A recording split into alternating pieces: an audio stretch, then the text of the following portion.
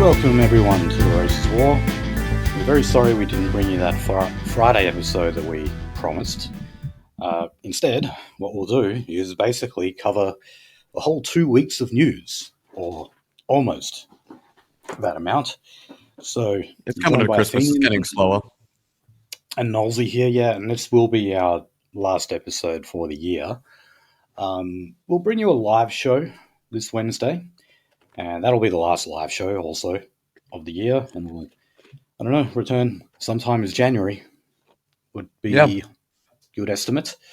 So, we hope you have a good holiday period and all that, and we'll do today's wrap-up episode, and who knows, anything we don't get covered with today, maybe we'll just cover that on Wednesday. So, the story we want to open with is, I really don't know how to interpret this, like, if it's a loss, if it's a win in terms of our own movement, but it's pretty fucking neutral, to be honest. Yeah, I've got a hard time making my mind up here, but we should know by now that Maura Deeming, who is an ex-member of the Victorian Liberal Party, she was expelled by her leader. The motion was brought by her leader, John Pizzuto, but unfortunately, the majority of the party voted her out. And she won a defamation suit against him. And in the Victorian court, federal court, it was found that $300,000 worth of damages are in order here for John Pizzuto to pay. So that is a huge payout. Yes. I mean, I remember when Sarah Hanson-Young won her defamation suit against David Lionhelm, I believe the amount was $120,000. And that was for saying stop shagging men, which was a real throwaway line, simply referring to the fact that, Sarah Hanson-Young seemed to unfairly demonize men too much of the time as being sexual predators. So what did John Pizzuto do here? Well, he said something really fucking dumb. He did. He said something stupid. Yeah. So if you don't know, there was a protest that occurred, I think it was, the end of last year? And it was a very much kind of alt-right civic nationalist style protest. I can't even remember the name of the woman who was leading it, but, she's one of those people who says that, no, I am a feminist. I am. It's just that today's feminists have become something else. And I still believe a woman is a woman and all that. Maura Deeming turned up to that rally. This was basically like keep men out of the toilet rally. If you want to sum it up simply, they're saying that they don't accept transgender women as women, and they're right. They're just people who dress as women or pretend to be women, and in some cases, they pretend to be women just so they can get into the ladies' change room. Yes, and if you support that, I don't know what the hell to think of you. So Maura Deeming turned up wearing her T-shirt that says simply "woman," but some other people turned up too. So I would say this would have been unexpected for her and pretty much everyone else who was at that rally. And it was members of EAM, NSN who turned up. They probably cool ass motherfuckers. Boys. The boys turned up. The boys turned up, masked up, dressed in black as they usually do, and I think they still would have had their "Destroy Pedo Freaks" banner. They like to use. Yeah, I'm pretty sure that was around then. Yeah. So I'm pretty sure that made its way to that rally, and in terms of if they were trying to get attention that day, they got it. They certainly got it, because I think that ended up getting more attention than the rally itself and the speakers there. So I remember talking to some of the guys from that kind of thing, kind of indirectly stick pushing a stick, and they were actually kind of thrilled that all of these news articles literally just had their banner top fucking center, right in the middle of it, destroy better freaks. Yeah. I mean, whatever you want to say about the optics and everything, and I can have my own criticisms of that, but the tactics in terms of just getting attention, getting those headlines out there, and showing what it is that we stand for and stand against, they did a very good job. And with this story back in the news cycle, it's continuing. Like a lot of people are like looking onto this and saying, "Hey, so this is the kind of stuff that those so-called neo-Nazis stand for." Well, maybe they've actually got a point, because I think this stuff is stupid as well. Oh god, like So recently I've had some fucking experience with your out of the box normie, and yeah, no, that's been the reactions. No one, nominally left leaning people are completely and utterly not content with where things are going socially. yeah, some people who are of the old left, like you find a lot of like union members now. They don't like the turn that their union has been taking, where it's all about trans visibility and that kind of shite, instead of just the basics of why a union exists, and that is to fight for better wages and conditions for their members. What a I love horrible that. concept. I love that own that one of the ANA guys shot off a bit ago, where it was just like the Australian Workers Union being like, "Oh, we celebrate diversity, blah blah blah," and then it's literally like one of the founding statements from the ANU is like, we are a union of white Australian workers fighting against like exploitative foreign labor, blah blah blah. Hell yeah! I mean, there was a time where unions weren't afraid to say stuff like that. You know, it's also what feeds some of the DR3 stuff. Like conservatives will point to like previous racist agendas of unions, and yeah, they're right to an They extent. did. And I mean, unions don't realize that they've very much been co-opted to the point where if they can't actually organize based on racial grounds, they're not going to be as effective as what they were. And the reason is very simple. It's much harder to build solidarity among workers when they lack commonality. Yep. Yeah. Again, like we've gone over this a billion times, but I mean, put simply, this is not some crackpot conspiracy theory that we're not far right nutcases here. This is quite literally black and white policy of Amazon, one of the world's biggest fucking companies, one of the world's biggest Yeah. employers. Unfortunately, literally, they found out their their plant with a high Somali, demographic population, was doing a fucking a strike. So what did they do? Did they bring in trusted Somali communique strike busters? Did they like listen to their demands? No, because they figured out that if they put enough Mexicans in there, someone who literally is completely and utterly opposed, opposite in every single characteristic to the Somali. The Mexican is nominally Roman Catholic. The Somali is Islamic. The Somali is black. The Mexican is Hispanic, or a mestizo of some kind. And the only thing that they share is they're both equally exploitable in the land that they're in, and that is the only thing that doesn't actually unite them, socialists. Yeah, look, that was basically a slip up by Amazon in that they let too many Somali Mm, employees, too many people from the same ethnic group work in the same place. It needs to be as diverse as possible so that you have as much difference and therefore, uh, uh, you know, a lack of solidarity because of differences that are there. yeah, And the yeah, the they let that shit ideal kind of get out of control. the ideal modern worker is someone who can speak to his coworker enough to get the job done, but can't articulate feelings or ideas outside of that. Doesn't share a same place of worship, leisure, recreation, and hell, maybe even not even the same goddamn postcode. Hmm. Yeah, I know. And that's the bloody problem with FIFO. Yeah, but anyway, that's another story. Um, Mm. Now, look, I made the comparison with the payout that David Lionhelm had to give to Sarah Hanson Young. Now, this is about 3 times that amount.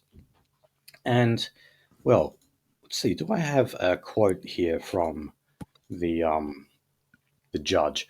Well, first of all, like if you're wondering what it was that John Pizzuto said, well, he just said that she knowingly associates with neo Nazis. Now, that may not have been entirely true in that she probably didn't know that EAM were going to turn up that day.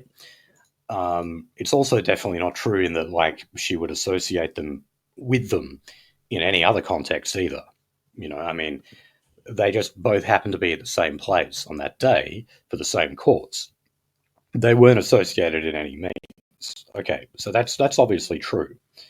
But remember, the other ingredient in a successful defamation suit is not only that what you said was not true, but also that what you said was damaging.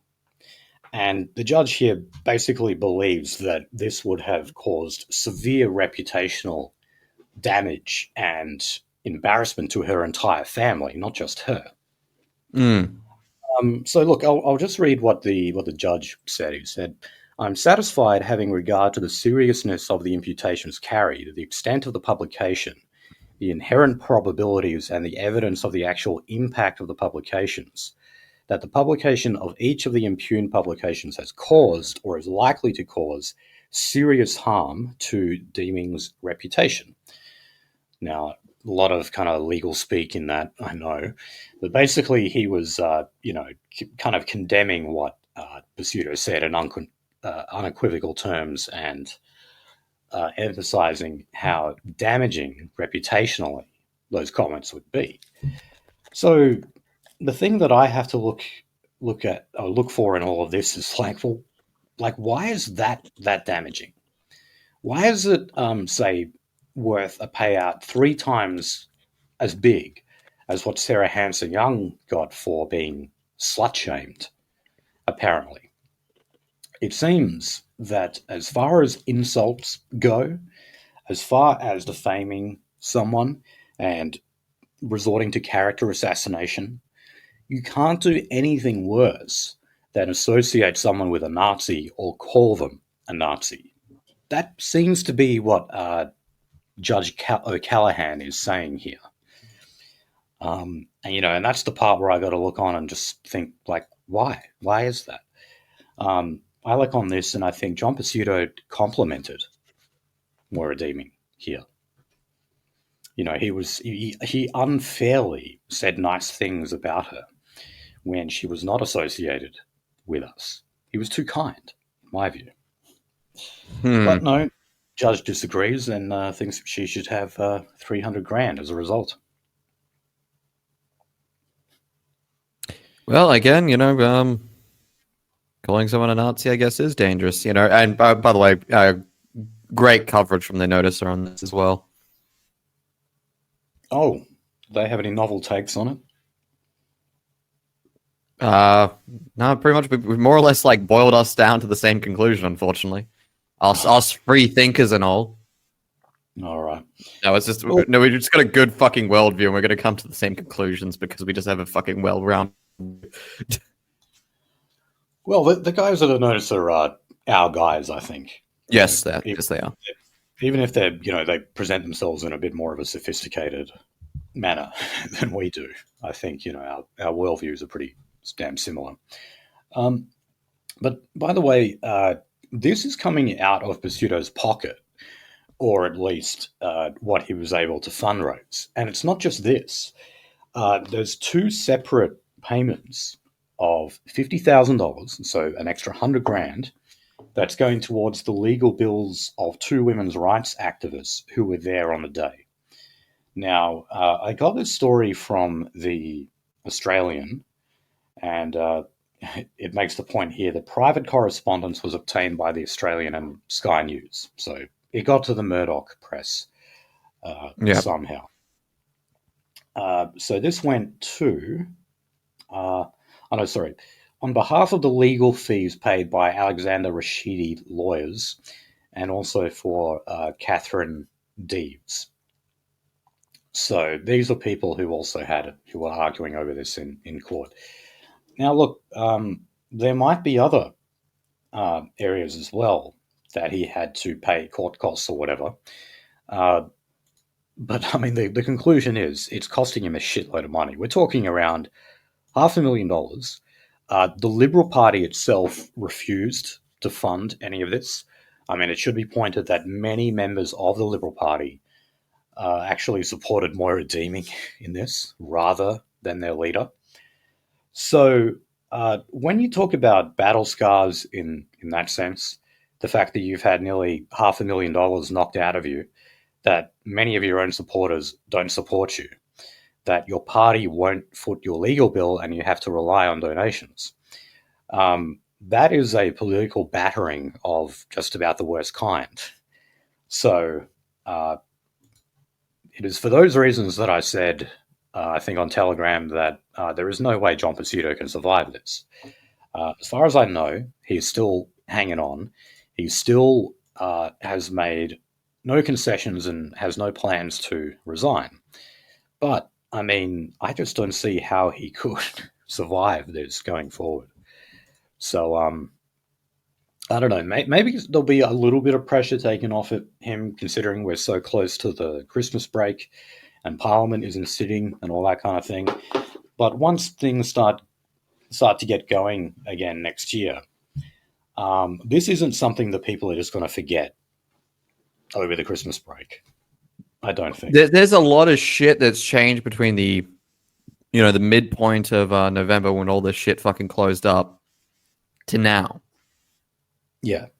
Geopolitically, economically, hell, even socially. I'm actually seeing now, and American listeners tell me if you see this or not, that they're actually allowing a significantly higher pushback against fucking trannies now than previously. Yeah, definitely. And the tranny thing, I think, is just something that, well, I think you said before, like even a lot of lefties are uncomfortable. Not happy with it. Yeah. Oh, yeah, dude, I had to fucking next time we fucking meet up and etc. I'll lay. I've been telling you guys I'm gonna lay out the full fucking thing. I've got so much fucking shit to tell you guys, but I have watched a dude who has fucking hammer and sickle pins, a punk battle jacket, lean over to me, like very obvious, like an anti-fascist type, lean over to me and tell me that I wish they hadn't brought this transgender person to the party because they really creeped me out. Yeah. I was sitting next to a fucking anti-fascist, smiling and grinning, and be like, "Hey, what's up, man?" And I was watching him squirm. And I'm just like, the thing is, you have to step on fucking eggshells. I, on the other hand, just don't even see that as a person. I saw one yesterday, man. Like one dressed up in sort of looked like a women's business suit. Like it was obviously expensive clothing, but the face was just so obviously a man, and you just want to vomit when you see it. Luckily, I was just driving past, and just kind of saw him for a few seconds. But oh god, okay. Well, let's move on to talking about anti-Semitism and stuff. And, I'm so disappointed. Like, we just forgot to go through the last ECAJ report on anti-Semitism. Oh, shit. Like, I don't know. Did I make it? Did I make it this year, Finian? I don't think it's out yet. I believe the last time they brought one out, it came out in January. So we might have to wait. Fucking lazy these past couple of years. Well, also considering, that we've had this huge uptick in whatever, in incidents of anti-Semitism, it might take them a bit longer to collate it. Oh, fuck, Finian. Did you see the swastika on the $50 note? No, I did not see that one. Okay, so that's the new one. This is the AJA and the ECAJ, and basically every Jewish group has said, "Oh my God, this Jew went to an ATM that was close to a synagogue, and look what it spat out." And I think you can even see a smudge of like the actual pen on this Jew's finger, but it's a swastika on the fucking forehead of that Aboriginal on the $50 note, with saying there was a hyphen K word Jews on the bottom, and literally it got community noted saying like, hey, look, ATMs, like, you know, by regulation to be allowed to reissue currency to an ATM, they have to go through a checking process. So Right, so they're sealed by the RBA. You can't get a tampered with note in this case. And in most, like, basically the guy went through it saying like, look, they basically destroy notes that you hand in, and then the RBA releases fresh notes to ATMs. yeah, like if you damage them or write on them or something. Yeah. So basically, they caught them fucking what you doing, rabbiing. Right. So yeah, I mean, well, in previous years where we've gone over those reports, you know, basically what we're getting out of it is just how petty some of them are. You know, like shining high beams on someone, which that's probably still my favorite one. However, when we go through this one, I think we're gonna uncover incidents that, yes, you know, on the face of it, you would actually say that is genuinely anti-Semitic. However, you're also going to be saying, I reckon a rabbi did that. Like, so many of them are going to be false flags. It's going to be a case of where they did it themselves. Look, there's this one politician that got, you know, told to me, like, he's self-censoring himself right now. I can't remember which one it is, just off the top of my head. But I know it was a Greens member who said that possibly that synagogue burning was a false flag, which I tend to agree. But yeah, there's dude, how many fucking cases like that? This banknote case,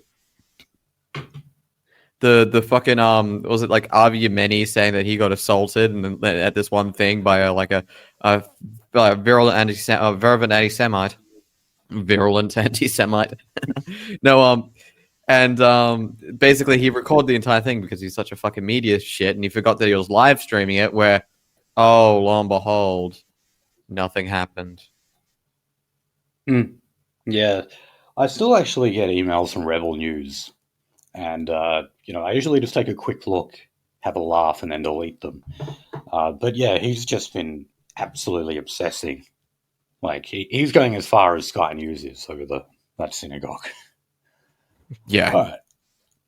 So, well, on that note, and this is why they keep going after Labor on all this, Australia has actually just voted in favour of a UN resolution that calls on Israel to withdraw from Gaza unequivocally.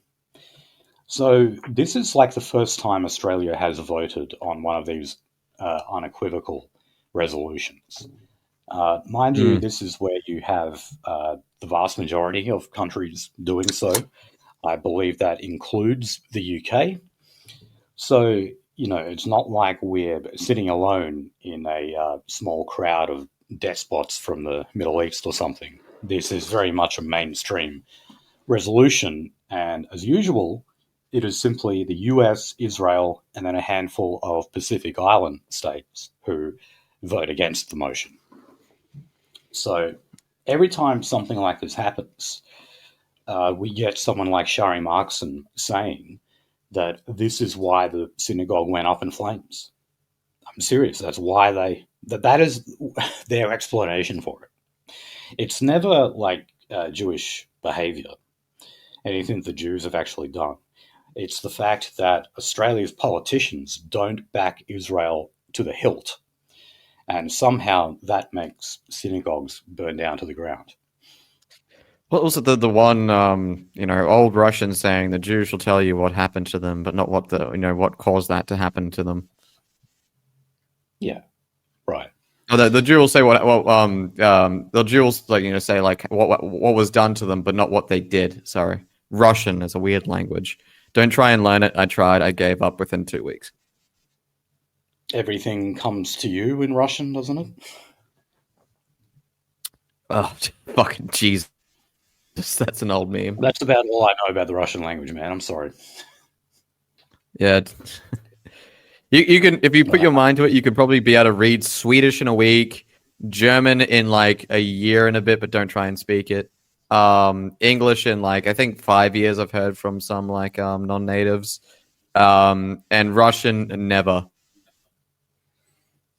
Okay. Well, that's all right. I got no plans to move to Russia, so I might have to flee to another ethno state one day, though. You know, one If day we, I'll flee to my ethnic homeland of Israel. all right. Well, look, someone who did not get to come to Australia was this. Oh God, what's her first name? I'm sorry. I don't know how to pronounce her first name. Islet Shaked. So she is from Oh one of yes. those ultra nationalist minor parties in Israel. So she's not from Likud. She's from one of those other ones who goes into minority governments with Likud. And Tony Burke denied her a visa. She was coming here to speak at like, I don't know, it was like an ECAJ conference or something. It was one of the Jewish lobby groups anyway, was Mm. organizing a conference, about anti-Semitism in Australia. And she was denied a visa for it. Now, of course, the people at Sky News and that were demanding an explanation for this. So Tony Burke, the Home Affairs Minister, said it was refused on the grounds of sowing social division. He said that having Miss Shaked here would be a threat to the social cohesion of Australia. Now, I don't know if she's. I don't think she's quite as out there as that. What's his name? Idaman Ben Gavir, who just outright says like kill Arabs. She's not quite like that. But I think she is an expulsionist. She just wants all Arabs, all Israeli Arabs, so called, to be removed from the country, and that her presence here would therefore be a detriment to social cohesion. Now, I'm in an awkward position here where I kind of think, well, I don't know about that. Like, just simply the existence of that conference itself, you know, is a threat to social cohesion, or should I say, would there would be things said there that members of other ethnic groups would not like. Mainly Muslims and Arabs. They wouldn't like those kind of things. Um, Yes. Certainly, no one is worried about them offending whites. You know, they come over here and basically will have a dig at our Anglo-Celtic leaders, while also saying that the people who are engaged in all these anti-Semitic incidents are, well, you know, that as Tony Abbott said, they're of Middle Eastern background, most of them. And this is actually part of the reason why the Jews have taken their focus a little bit off white nationalists, because they're looking to like the political left, like the Greens, Yeah. also Labor, simply because they're in power and they're voting on these UN resolutions and everything, You, and they're you know what? I, saying I will. I you will are letting actually. Arabs get away with too much. You're Yeah. letting I'll them get away. extend this too much. I'll extend not necessarily a congratulation, not necessarily a commendation to these Western left-leaning bodies, but I'll say this: the Jews thought that you were actually had less of a spine than you actually did. I'll give you that.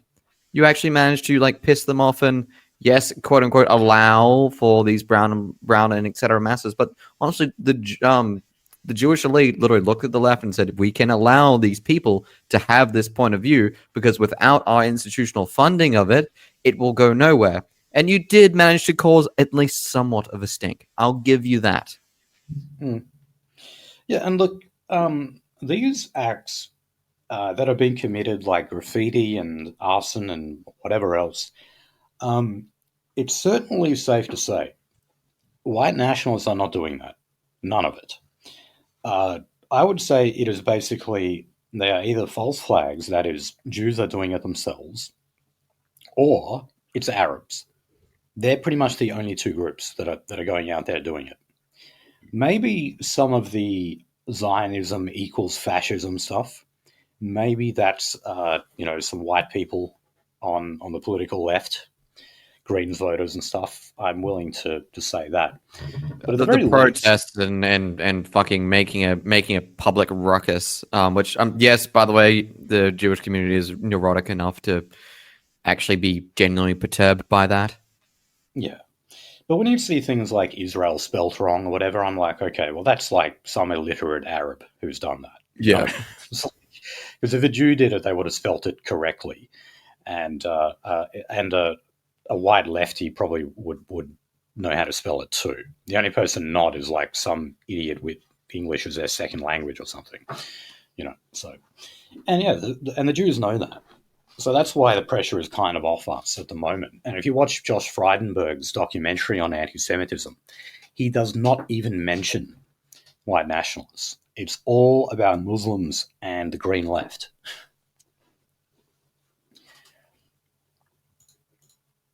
Okay, so talking about Muslims and the Muslim voice, they've been sort of under attack by some for saying, look, by fielding these independent Muslim candidates in particular in West Sydney, you may actually be handing Peter Dutton a victory. A lot of people have actually predicted that Dutton will win the next election, despite the fact Albo would have only completed one term. And primarily, it would be because of the economy and cost of living. But also, people say that he's alienating Muslim voters in these Western Sydney strongholds that are, red ribbon safe Labor seats. And we know that these seats can go because Christina Keneally lost her seat. She lost it to Di Lee, who, ran on ethnic lines and was successful. But anyway, this guy, who is sort of seen as like the informal leader of the Muslim vote, Wessam Shikawi, he's a regular at the Lakemba Mosque, of course, in West Sydney. When he was confronted with that question, like, are you just going to be handing Peter Dutton victory? He said, well, look, if that happens, that's good, because it would demonstrate how much power we have. It means that we sort of have the balance of power in the end, and we're the deciding factor in terms of who gets to govern. So that's an interesting way to put it. The alternative, of course, is that you would have a Labor minority government. That would have to be in alliance with these independents. So remember, they've got one in Tony Burke's seat, and they're also running one in Jason Clare's seat, who's the education minister. So both of them, I'm just going from memory here, but I believe they both have a Muslim population of around 30% in their electorates. And we absolutely know that, like, if there is a Muslim candidate who runs, and then they've got their local mosque leader saying all Muslims should vote for this guy, that's what they'll do. Like 99.9% of them will do that. Because they do operate on ethnic lines, ethnic and religious lines, unlike white people. Unfortunately, we have a tendency to actually do the opposite, which is really sad. We have this tendency to try and prove that we're individuals by literally being counterproductive to our own interests. And that has been exploited. It has been exploited. We can't forget that. So don't feel too bad. But also stop. Okay, now, the Greens. They're running a candidate called Omar Sakir. He has described Zionists as angry Karens, and has also says that Zionists invoke the Holocaust as a way to deflect criticism. Yes. Okay. Yeah, definitely that latter comment is certainly. I still remember the day that I showed up to one of those Palestine versus Israel debates so many years ago with some of the guys, and I remember the first opening salvo was from the Jewish side was like, you will hear from the other side of this debate, the rhetoric that caused the Holocaust. That was literally the opening fucking statement from the Jewish side. Right. Yeah, I know. Every time. Now this guy, Omar Sakir, he is actually running in the seat of Blacksland, which is one of those seats I was talking about before. It's Jason Clare's seat in Western Sydney. So this, it's obvious what the Greens are doing here. They can kind of see that huge potential that the Muslim vote has. They go and run a Muslim candidate. And this guy's obviously an Arab as well, given his name and given his appearance. Maybe they can actually dilute that a bit. However, I would definitely say that an independent Muslim candidate would be more appealing than one from the Greens. Because do you think most Muslims are into LGBT rights? Trans visibility, men in women's toilets? To be fair, at the peak, gay porn and Ramadan trend just about as equally each other in Islamic countries. Do you remember that graph? Yeah. Yeah, no. Anyway, so outside of keeping it on the download, no. Yeah, well, I mean, you can see obviously the Greens see the risk here, and I've mentioned like George Galloway's party in the UK quite a few times. They've been very successful in poaching Muslims from the new left or the green left, whatever you want to call it. Who's into all that alphabet soup identity politics, and actually saying, no, we have traditional values. Come over here, work and support us instead. The Greens know that this Muslim bloc is a real threat to them. So it's not just about destabilising Labor in Western Sydney. It's also the Greens as well. Muslims basically by default voted for either Greens or Labor, and that is changing a lot now. Well, again, so like the Greens are the most politically schizophrenic organizations you can think of. It's literally a political party made up of a billion different fucking interests, and the only thing that shows up on a poster is what you can all boil it down to. It's a political party that is divided at the spiritual level, and yeah. When I mean spiritual, I'm not talking about like fucking faith, God, and church, or Allah and fucking temple. I'm talking about like their literal worldviews, how they see the world and engage with it is different. The Greens are basically people who are united in grievance, as in they're united in what they oppose rather than what they support.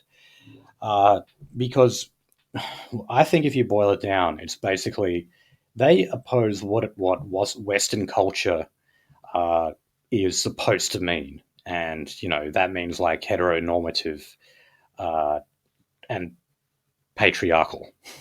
That's how they kind of see it, but also dominated by whites. They see it as white supremacy. So it's white supremacy, patriarchy, and heteronormativity.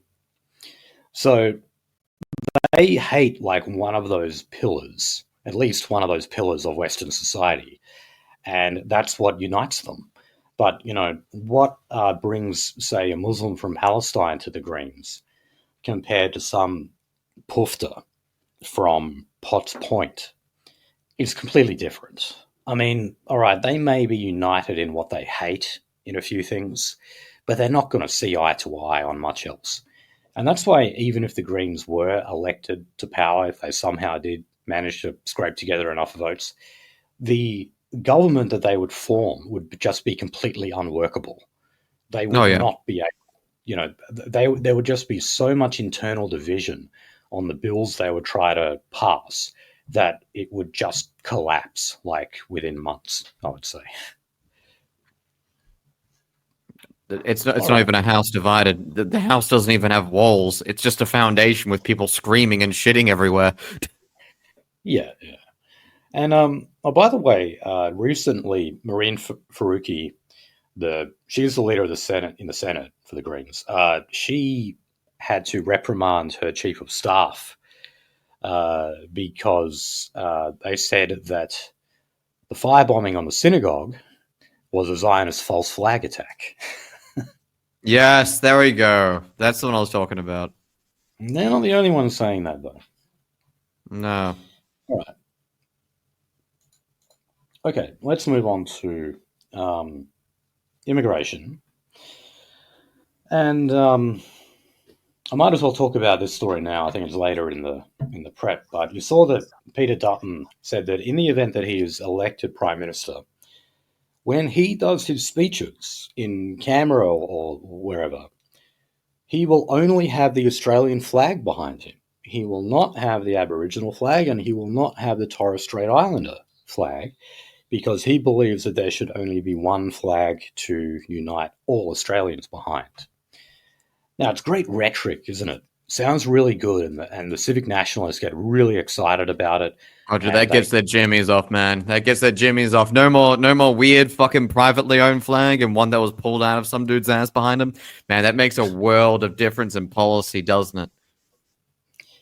yeah. If he So even look, they're fucking going does it. crazy about it on Sky News. They're all talking about what an excellent policy it is and how it means Australia. Dutton is a true Australian and has our interest in mind and everything. Okay, but guys, this is symbolism. Now, like, do I support it? Yeah, of course I do. But like, why make such a big deal about it? Surely, what matters is that you're actually acting in Australia's interest in a practical sense. And I have to point out that this announcement came only days after he basically said, "We are not going to reduce net immigration. Sorry, net overseas migration. Sorry." Uh, Now, I don't see it as a coincidence that those two things happened side by side. Uh, Up until now, he had been saying that the reason why they were opposing the cap on student visas was because it wasn't going far enough and it wouldn't put a dent in net migration.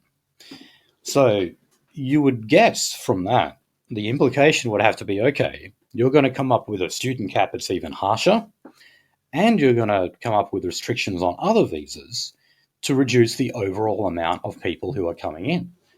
Well, when he was questioned on that, he said no. So, he actually said this. Because here's what he wanted to reduce it to. He wanted to take net migration from, I believe the current level is 190,000, even though it's probably more than that. And he wants to bring it down to 160,000. So he said this: we'll have a look at the economic settings when we come to government. In other words, he is primarily concerned about the The impact on the election. economy, although I would say he doesn't even really care about that. He cares about the economic impact of the elite in Australia.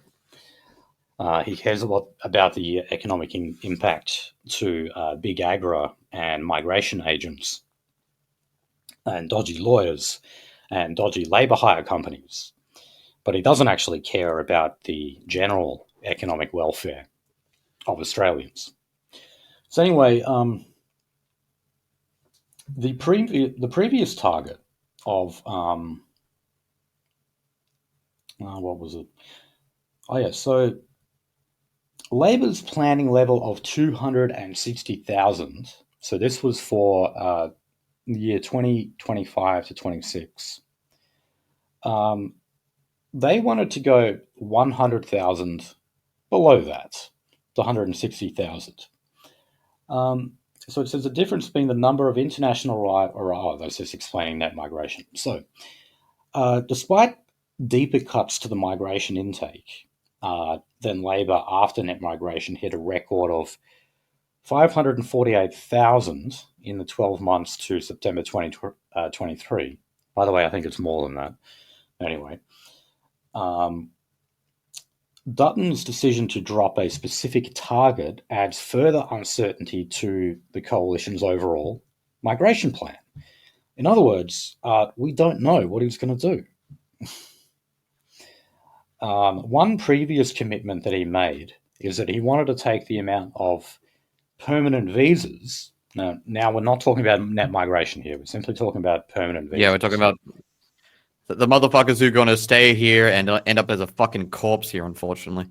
Yeah, PR visas. The current level is 185,000.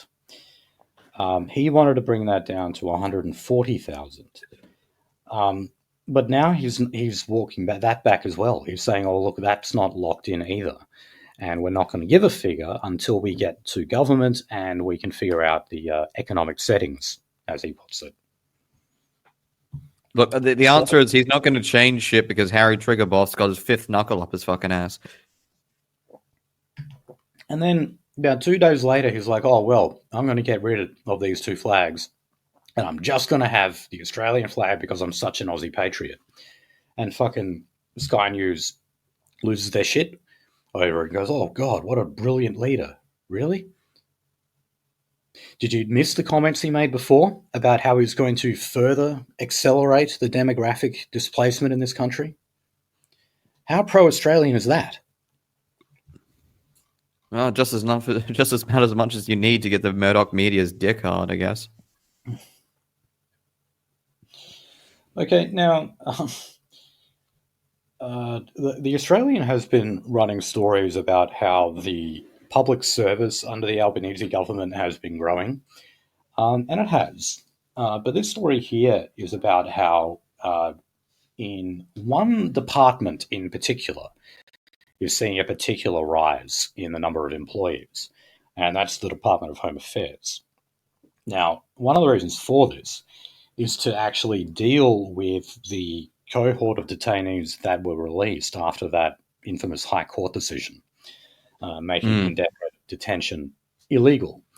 So basically, with all the monitoring that's done of these people, and the fact that they're afraid to put ankle bracelets on many of them because they know it would result in a High Court challenge, which could quite possibly win as well, considering those humanitarian challenges of the High Court are very often successful. So, I mean, Labor does have a right to be careful about that.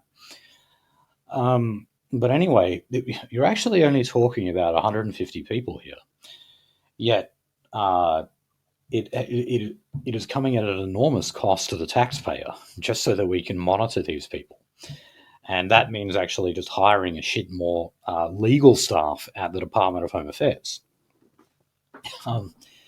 So, wow, just like, I'd love to be able to sit down and quantify, like, just the cost of one of these people.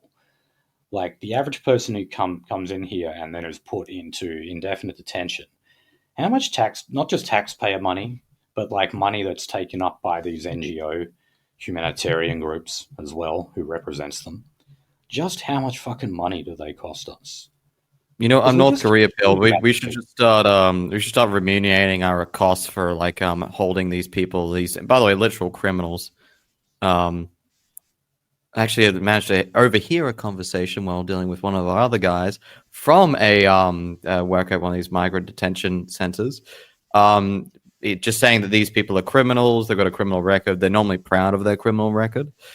And he's saying like, oh, he'll, detention workers are still a shit lib saying like, oh, it's not actual refugees or asylum seekers looking for a better life. These people are just criminals. And this cohort, like, basically all of them. There might be so like we should one start or two. Harvesting their organs to pay for their stay. I think there are a couple. I mean, these stories could just be bullshit who say they're homosexual and can't return to their country. Oh, no, homosexual means rapist. Well, yeah, that's, I mean, in the case of that Rohingya man, he was declared stateless by Myanmar. And I mean, can you blame him? Like, no, we don't want this cunt in our country. Like, he's a good example. of that. And it just goes to show that like we would not have this problem if we just didn't let these people in the first place. Why did we just let them in? They are nothing but an eternal burden. We're a humanitarian country, Finian. We have this moral obligation to bring in the disgusting, filthy hordes of people that really should just be processed down into a biofuel and burned.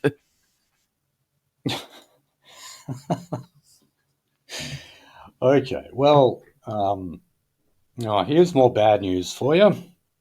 Never tune into us for good news, but the growth of Australia's population for 2024 has slowed slightly. However, our population size on the whole is continuing to rise. The population is, I believe, at just about 27 million now, just a tiny bit higher than that. But more than 80% of population growth in Australia is from net overseas migration. Only 20% attributable to the actual birth rate. And you see, it's very often the pro-immigrant crowd that will actually point to figures like this, and they'll say, well, this is actually why we need immigration. You see this because we've got a negative birth rate. We've got a negative fertility rate. So therefore, we need to actually import more people to make up for that. Now, there's just so much wrong with that argument.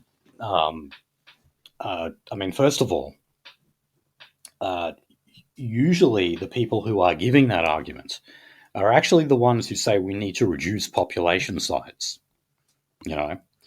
So I don't get how bringing more people into a first world country where they are going to have a bigger carbon footprint and create a bigger amount of waste, I don't see how that is good for the environmental argument that they're making. But look, most importantly, the very reason why we have a low fertility rate is because of high immigration. Yes. I mean, just think of the economics of it. It's harder to rent. It's harder to buy.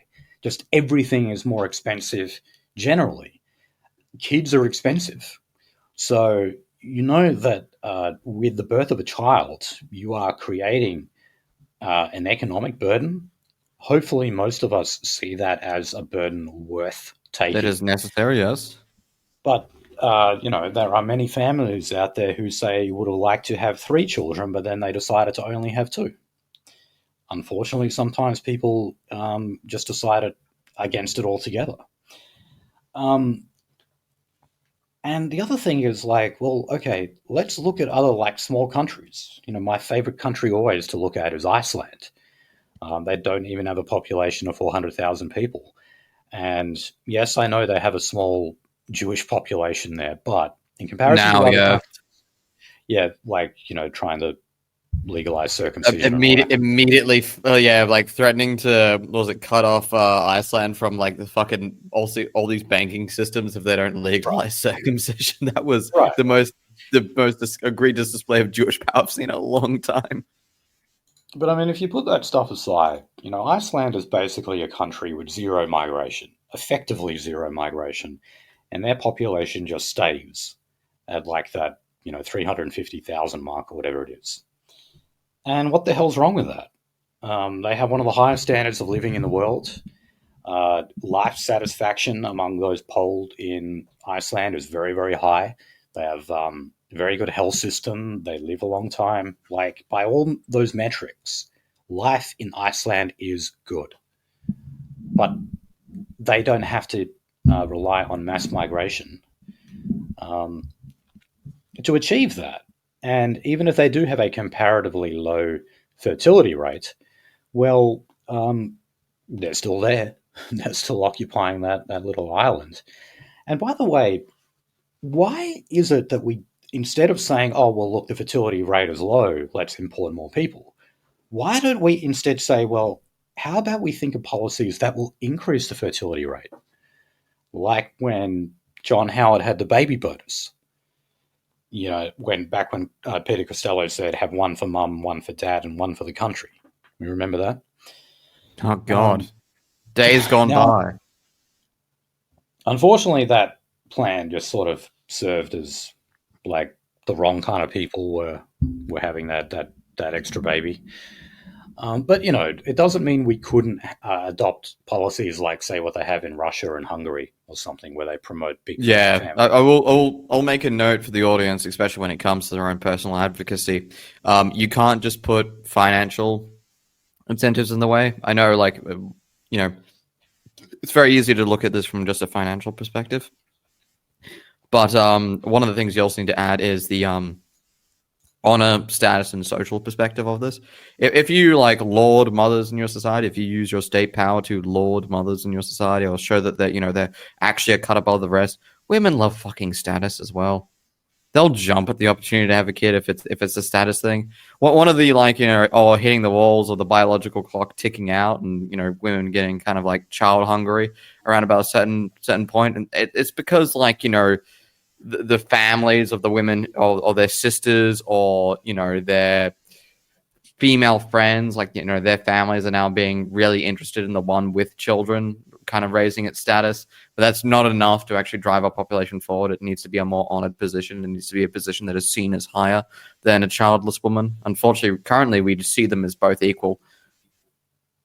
Yeah, so it's a cultural thing as well. Yeah, Yes. definitely. And we definitely look to a woman who is breaking the glass ceiling more highly than we do a woman who is simply a mother. Um, and yeah, it should be a complementary thing to be a mother and to be what the Americans call a homemaker. What the hell is wrong with that? It's a very noble thing to do, to be. Um, oh, and just further on those figures about our fertility rate, this is actually a 2-decade low in births. And that's despite the fact that the annual population growth is about 2.1%. So still pretty steady, but it's almost entirely due to net migration. Yep.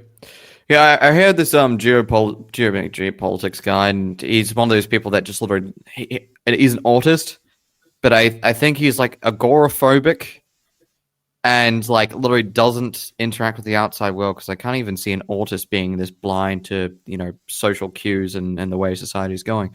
But he says, "Oh, there's one big hack for population and work participation issues is migration, because you're not raising a kid so you can take part in the workforce in 14 to 18 years. You're getting a worker right now."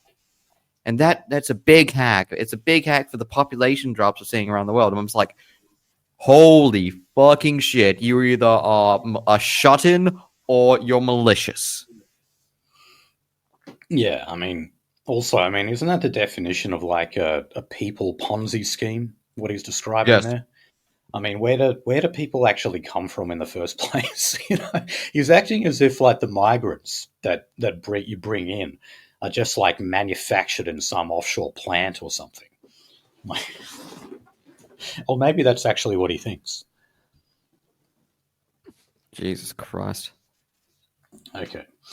All right, let's get on to climate and energy. And there's a bit of, we could say, internal divisions within the Labor Party at the moment regarding the salmon trade in Tasmania. Now, in Tasmania, the Labor Party is a lot less greeny than it is with mainland Australia. Fair to say, and that's because they have a big fisheries industry, foresting as well. So, like the CFMEU in Tasmania, they actually mainly represent forestry workers in Tasmania, not construction workers. I believe that's really the only state where that's the case, where construction workers aren't the It's not. main It's like our recipients. own little retirement home plus Sweden. So basically, there is this standoff happening at the moment where the federal government is trying to restrict salmon fishing in an effort to preserve them. Basically, there's a bit more to it than that, but that's the basics of it. And you're seeing those divisions within Labor between the environmentally minded members and those who are more for, well, maintaining the industries that keep blue collar jobs.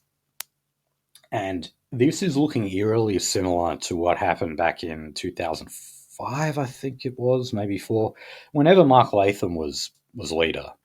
Isn't that hard to believe? Mark Latham was actually the alternative prime minister of this country. But he sided with the Greens in that, and that was a standoff over old growth forests. And as you can imagine, the Greens wanted to basically preserve as much forest as they could in Tasmania. Whereas the state Labor government back then under, what's his name? Something Lemon, not John Lemon. I forget the guy's name, I'm sorry. But anyway, he was very pro-logging. And at the moment, Labor are not in power, but the unions and the opposition over there are basically pro-fishing. And this is turning into something where, the internal divisions are becoming public now. Paul Lennon, sorry, was the old Tasmanian leader. Also, Dick Adams, who was a backbencher federal Labor but represented Tasmania, he's very much pro-forestry, but he's also pro-salmon worker. So we'll see how this pans out. But Peter Dutton is taking the side of the salmon industry here, or the salmon workers. He said that a coalition government will not be stopping salmon farming at Macquarie Harbour. This is the main place in question. And this is what I mean by this looks eerily similar to what happened with Mark Latham, because John Howard actually came out with the full support of the CFMEU. And it was actually really extraordinary scenes back then. You saw John Howard out there shaking the hands of these CFMEU workers, who a lot of them, had these big long beards and were covered in tattoos and wearing flannelette and everything. But Johnny would call them the Howard Battlers, the blue collar workers who he won't forget, and that actually proceeded to do exactly that. What? The blue collar workers he won't forget, and then proceeded to do exactly that. Yeah, well, look, I mean, they did. He kept the logging happening. The unions were satisfied in that regard. Unfortunately, I remember when John Howard won that election, he pushed through work choices because he got control of the Senate. So, yeah, it's not as if they got everything they wanted. They certainly didn't. No.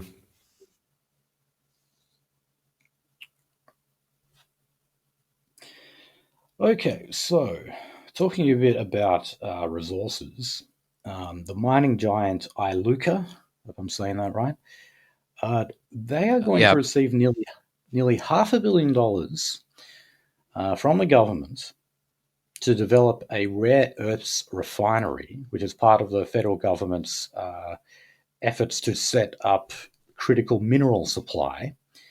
And this is supposed to be a supply independent of China. Now, even though this is obviously a resources company, we are told that this is part of the future made in Australia green energy plan revolution that they want to get going. Okay. So yeah, we have the minerals. Okay. We have these companies with the ability to extract them out of the ground. But they are bonded to such fucking complex ion groups. You need a very specific refinery process to actually even make them into usable metals, let alone machine them, or sinter them, or form them into whatever shape you need, or whatever form you need for the production of renewable energies technology. So guess where we're sending off the ore to? No points for this one.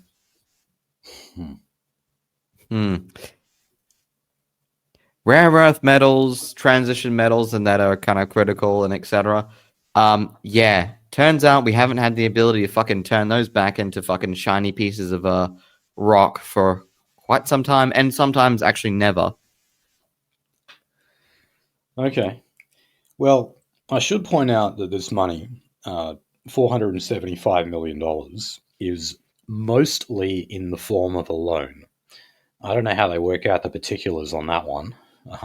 They expect They're, to they're pay gonna, most. yeah, they're gonna set it up like that one loan, the loan they gave to that LNG company, that got a whole bunch of royalties for got a royalty-free contract, a loan, and basically had to pay like a pittance and actual tax on revenues earned on a profit. And yeah, their loan. Oh, Jesus Christ! End of your contract. Well, don't bother paying it back. That's always how it works. It's literally it's they call it a loan for PR reasons. It's more like an incentive, a sign-on bonus. So you're saying ILUCA is likely not to pay any of this back? Oh fuck no, No. Okay. no. They'll quote unquote pay it. They'll basically what they'll do is they'll look at the percentage tax this corporation paid in this country, and they'll at the end of it, when the fucking grave point of this business deal, they'll look at the tax paid over a course of life, and then they'll say, oh, this is greater than the loan, or next to equal to the loan, without realizing that the loan's principal, which was paid in full at the beginning, was never paid off, let alone interest. Okay. This is actually stock standard in this fucking country. In fact, I guarantee you, when this deal finally goes through, a politician that was in the approval process for this will get fucking rolling doored into ILUCA, or like someone's fucking already receiving not benefits, dividends. Yeah. Someone's already receiving dividends from this deal going forwards.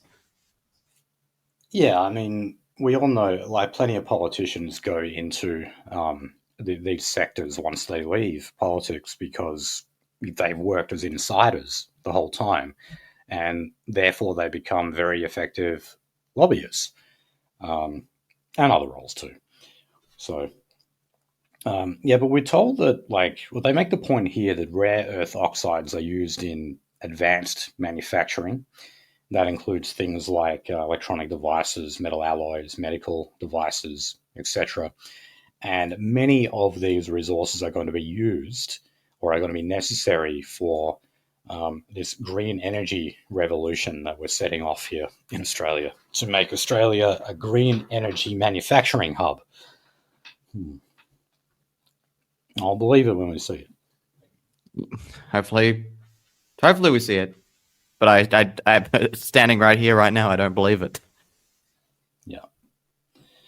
Okay, now, I think my next story is a bit out of date, because I do believe now that the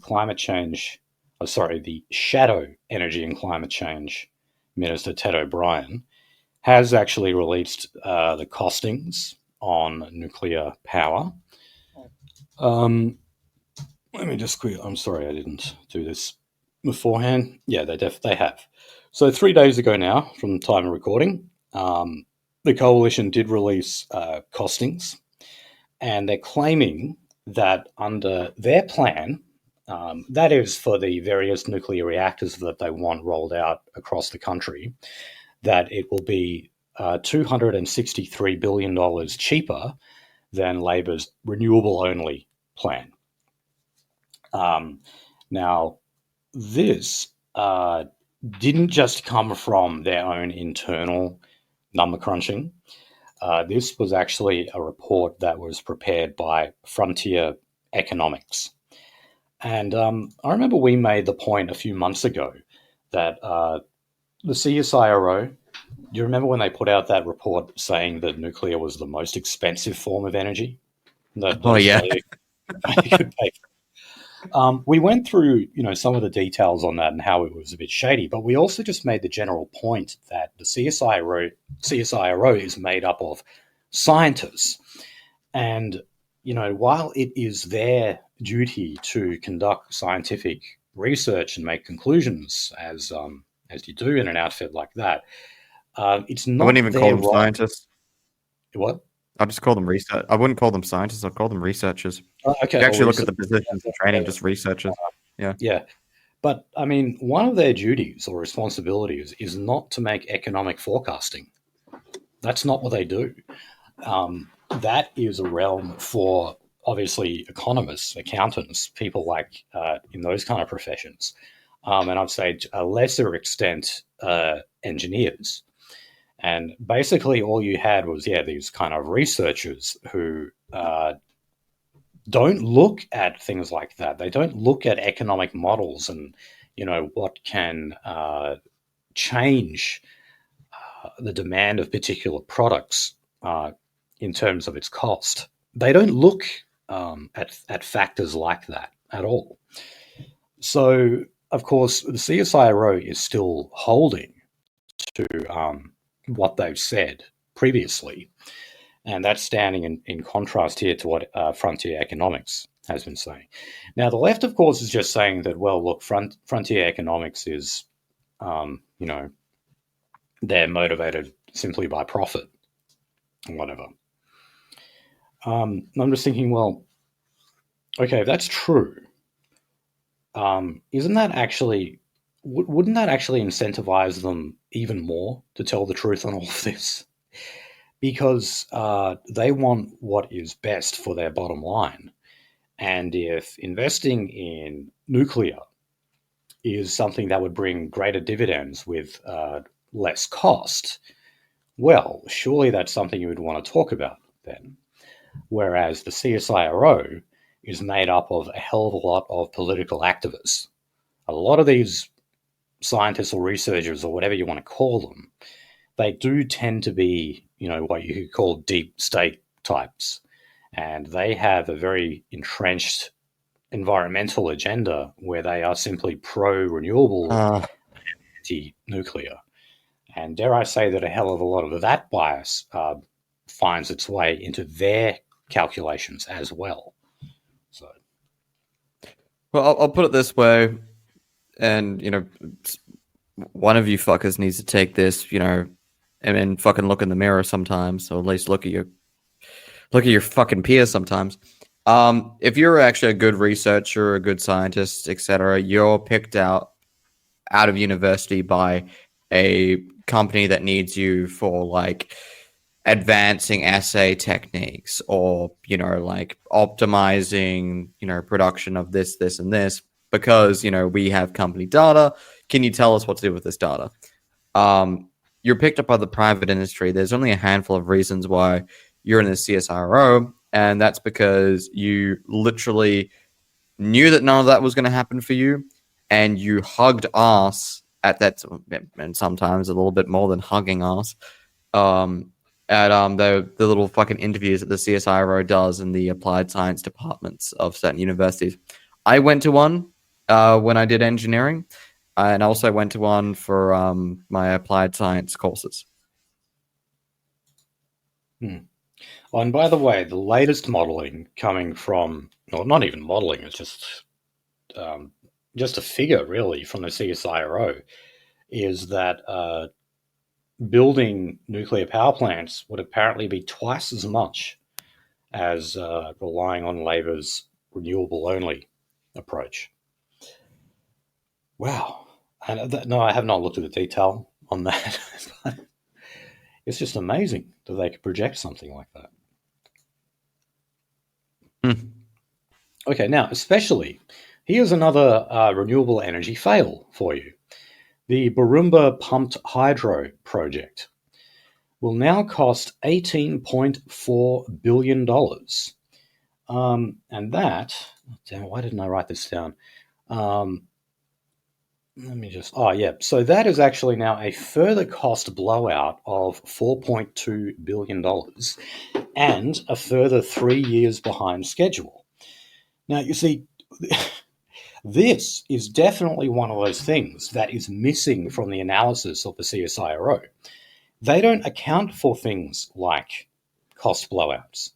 The very fact that the government says, all right, we believe that this particular project is going to cost X amount and will take X amount of time, uh, they're just assuming that all of those figures are accurate. And as we see, like with this example, that's never the case. I mean, man, what are the figures now on the snowy hydro? It's like, I think they're literally like over budget by like 100%. Like the costs have doubled. And Snowy it was Hydro also, is a contiguous project. yeah, it is It's like, just it's been going for fucking ever. it's been nearly 10 years now. It was supposed to be completed by now.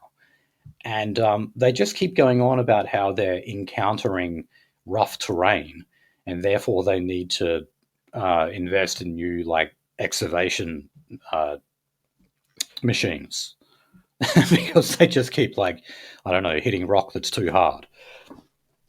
Okay, Um, so it was predicted to be originally predicted to be 2 billion. The cost is now projected to be 14 to 17 billion dollars by end of project in 2028, is which is that the not going to snowy? happen. Snowy Hydro. Yep. Shit. Okay, that's even worse than I thought. um, yeah. So I mean, just look at like those two projects alone. You're probably talking around over a decade of manufacturing it, and what a price tag of about $50 billion. How much does a nuclear reactor cost?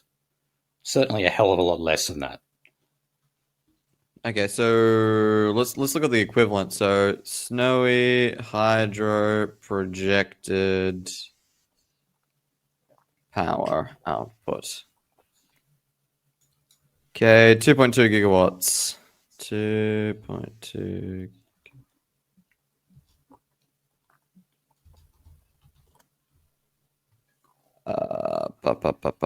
Total construction 5.4 to 9 billion, depending on location. Yeah. Yeah, holy shit, you're right. The original cost estimate for Snowy Hydro was only $2 billion. Wow. You know, so that's the thing. The CSIRO would sit down and go, okay, let's look at the green energy projects that the government wants to build. Here we go. There's one called the Snowy Hydro, and they're saying $2 billion. And so they just put the price down at $2 billion, and they never actually account for all of the blowouts, which, as we can see now, is at least $10 billion for the Snowy Hydro. That was Malcolm Turnbull's like signature climate project, and it has just proven to be a dismal failure. Okay, so uh, moving to Queensland. Actually, that pumped hydro project was in Queensland, so staying there. Two Queensland government-owned electricity generators were found that they not to have manipulated the market to maximize company profits. So these were the findings in a recent federal court case. So this was a class action lawsuit that was brought against Stanwell Corporation and CS Energy, and they were accused of driving up prices illegally. And yeah, I got to say, I'm not really surprised by this actually, because it's actually just a reflection of how bad power prices are getting. Um, I'm sure a lot of people kind of look at their bill and say, something is not right here. Maybe the company is screwing me. But actually, no, it's just the general cost of electricity and power generally is just going up. And the companies are passing it on to the consumer as a result.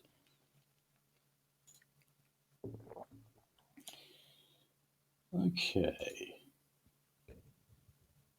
Oh, God. Love talking about these little countries that we all care so much about. Vanuatu.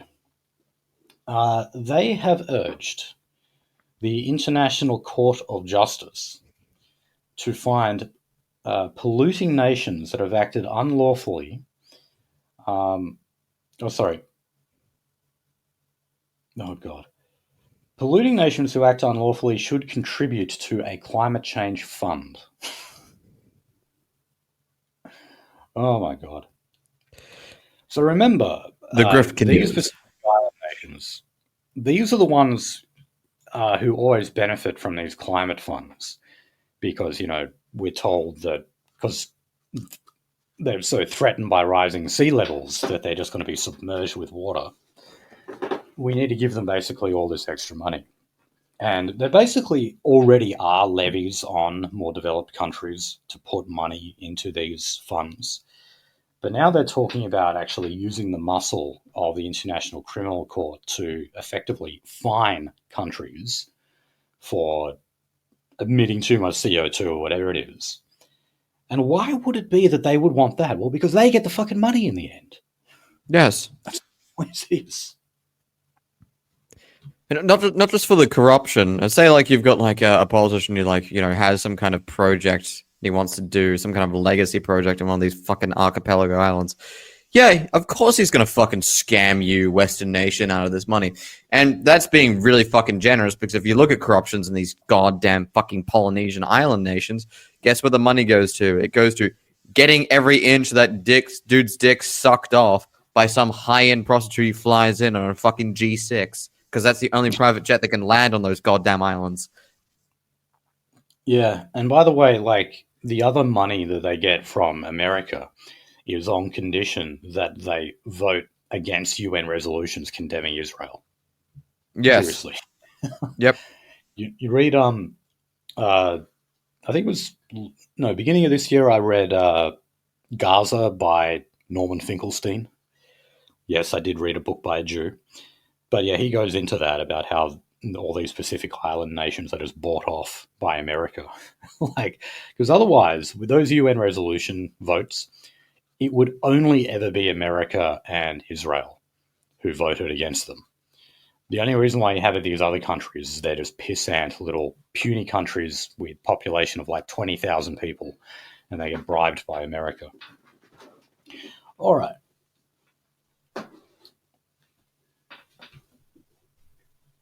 So, back in Tasmania, Tasmanian business Ooh. want Anthony Albanese to intervene over Tanya Plibersek's delays to a marginal seat wind farm. Um, and this is as Tanya Plibersek says that some of these projects are not in the right places.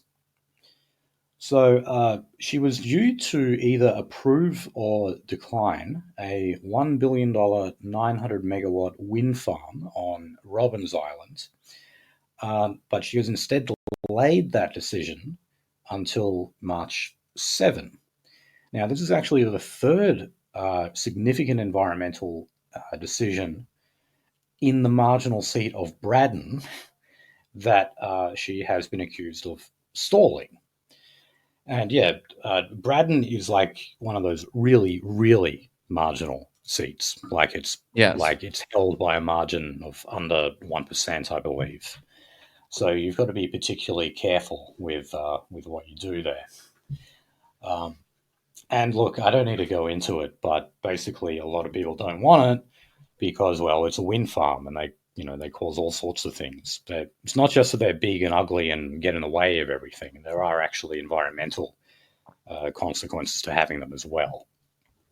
So it's funny how they're playing politics, as you could say, because they're looking at these seats and calculating whether or not to approve these projects because these are the seats that ultimately decide an election.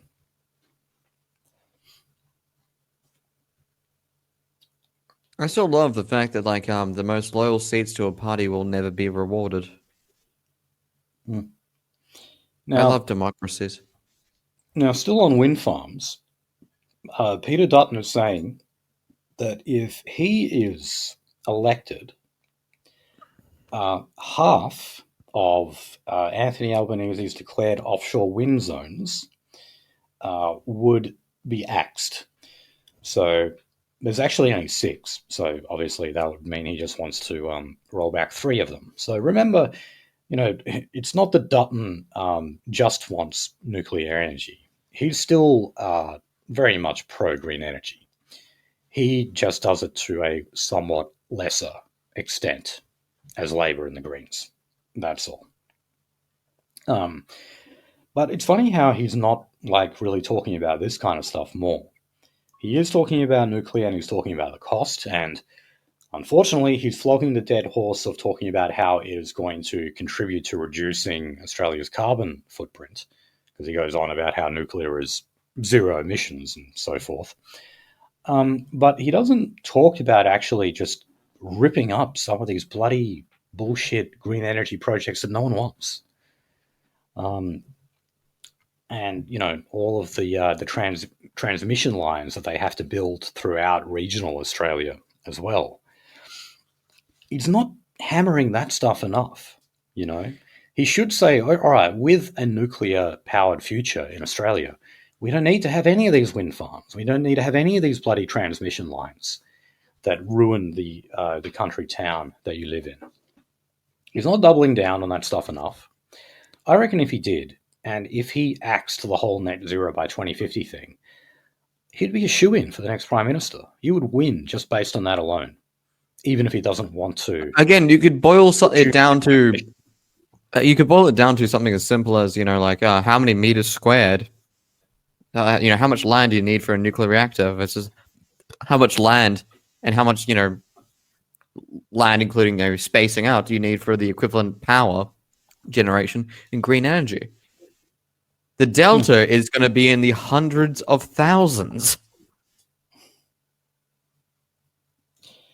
Now, at the same time, Tanya Plibersek has actually cleared the path to 3 major coal mines. Now, other environmental groups have basically tried to stall them. They've insisted, sometimes with these projects, it's compulsory that the minister give it due consideration, and environmental groups are basically able to use the justice system to delay that further and further. But it's also just political pressure on the minister themselves. And in this case, believe it or not, Tanya Plibersek has said, no, in the case of these 3 mines, they've been stalled for long enough. They have ticked all the boxes of the appropriate environmental regulation, and basically they're good to go. All your green groups just keep unnecessarily stalling it because, well, that's your tactic. You don't want these projects at all, so you just try to delay them for as long as you possibly can. And it's funny how, even a Labour environment minister has to admit even coal, even that most evil of fossil fuels, has to be used to some extent in Australia. And that does mean approving new coal mines. Even if at the same time we're demolishing our bloody coal-fired power stations, at least we're still digging up a bit of coal.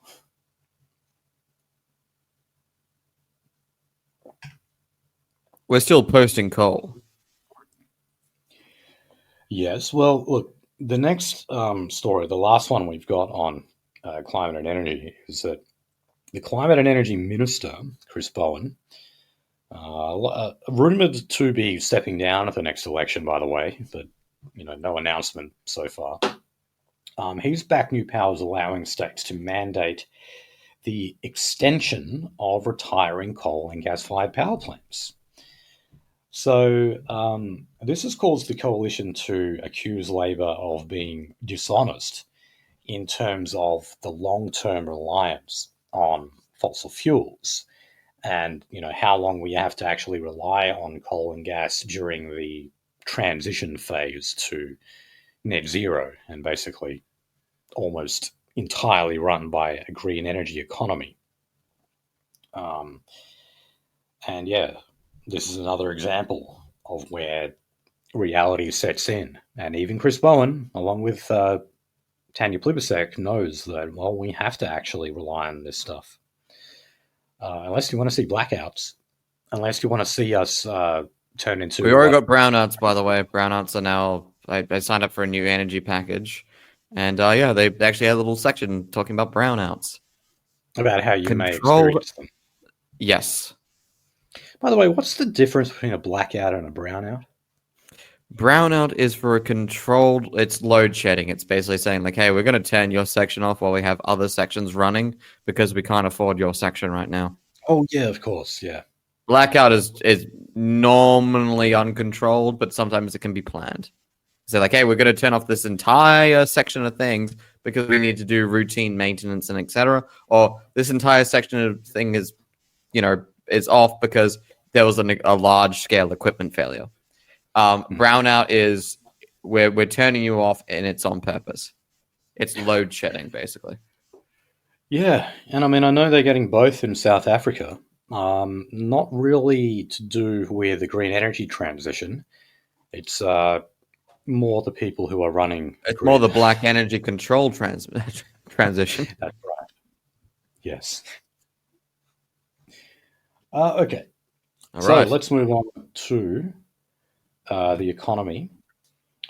So the mining sector. So for the last financial year, the profits in mining have tumbled by $4.6 billion.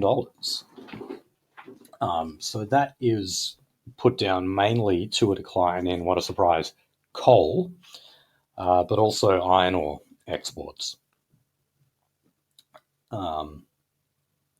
So that is, profits and resources have actually slipped by 8.8% in only 3 months. Damn. Not looking good in that regard. So there are calls by the Teals, those unaligned independents, to have the definition of small business changed. Now, at the moment, a small business is a small business when it has 15 employees or less. They want to change that to being at least 25. So you see, this is where you see the economic side of the Teals come out here. I've often called them green liberals, and that's what it is. I mean, when it comes to these things like incentives for small business and tax concessions for them, and basically being a bit kinder to them than we are to big business. This is where some of the Teals' stuff is. It just looks a lot like the Liberal Party, really, and they couple that with environmental policy. So that's kind of the basic difference between them. But it's this kind of stuff, though, small business orientated stuff, that I'm okay with. If I'm talking about my own economic views here, I'm definitely pro small business, and I do agree to an extent that regulation can often serve big business for the simple reason that smaller business can't afford to adhere to regulation. So they put it at a competitive advantage, and that creates a barrier to entry. So we'll put it this way: I think just another tacit admission by Fenian over here that small business is actually the root of all fascism. I don't know about that, but unironically heard a fucking leftist say that. I'm just like, okay, man, you're talking about the ability for someone in at least like the lower middle class rungs to actually, earn enough to say, and in fact, in this economy, support a reasonably large family. Yeah, well, look, what I will say though is that, fascist movements do start to really become energized when it is joined by members of the middle class. That's not to say that the working class don't matter, of course not. But they do tend to be, they're there as a foundation. They're there to really kind of get the ball rolling. But the critical mass comes at the point where you get enough people from the middle class to start Yes. going. And that does not necessarily mean small business. Okay. I just mean like, doctors, And lawyers, just engineers. just to pin the it's not necessarily meritocratic what we're talking about here, but the ability for upwards the ability for upwards mobility in a society is actually a good thing, and it should be maintained. Yeah. Yeah. And there's nothing wrong with making money and saving and being financially responsible. I mean, certainly one of the best things you can do for the movement is start a family and get a house. Okay. Hopefully you get a house where you don't have to fucking move out to bumfuck nowhere. And you manage to get a place that's not too small for you. I know that those options are depleting day by day. But, we need to become well and truly entrenched within the economy so that you can't economically blacklist us. And, because that is what so many of our people are afraid of. The fact that not only that they would lose their job, but they would become permanently unemployable. And that quite naturally terrifies a lot of people. It does. That was actually one of the things that both Joel and a handful of other people within at least the Australian circle were talking about recently, saying like, the detriment of being an advocate for our own people is well overlies the personal benefit, and it's like it's on our, and it's our onus as activists to rectify that, which I tend to agree. Okay. Oh, okay. So look, just quickly here. The Business Council of Australia came out with a report in terms of where are the best spots in Australia to do business. They found that South Australia is the most business-friendly state, and the least business-friendly state is Victoria. So surprise. Yeah. Now I don't know if state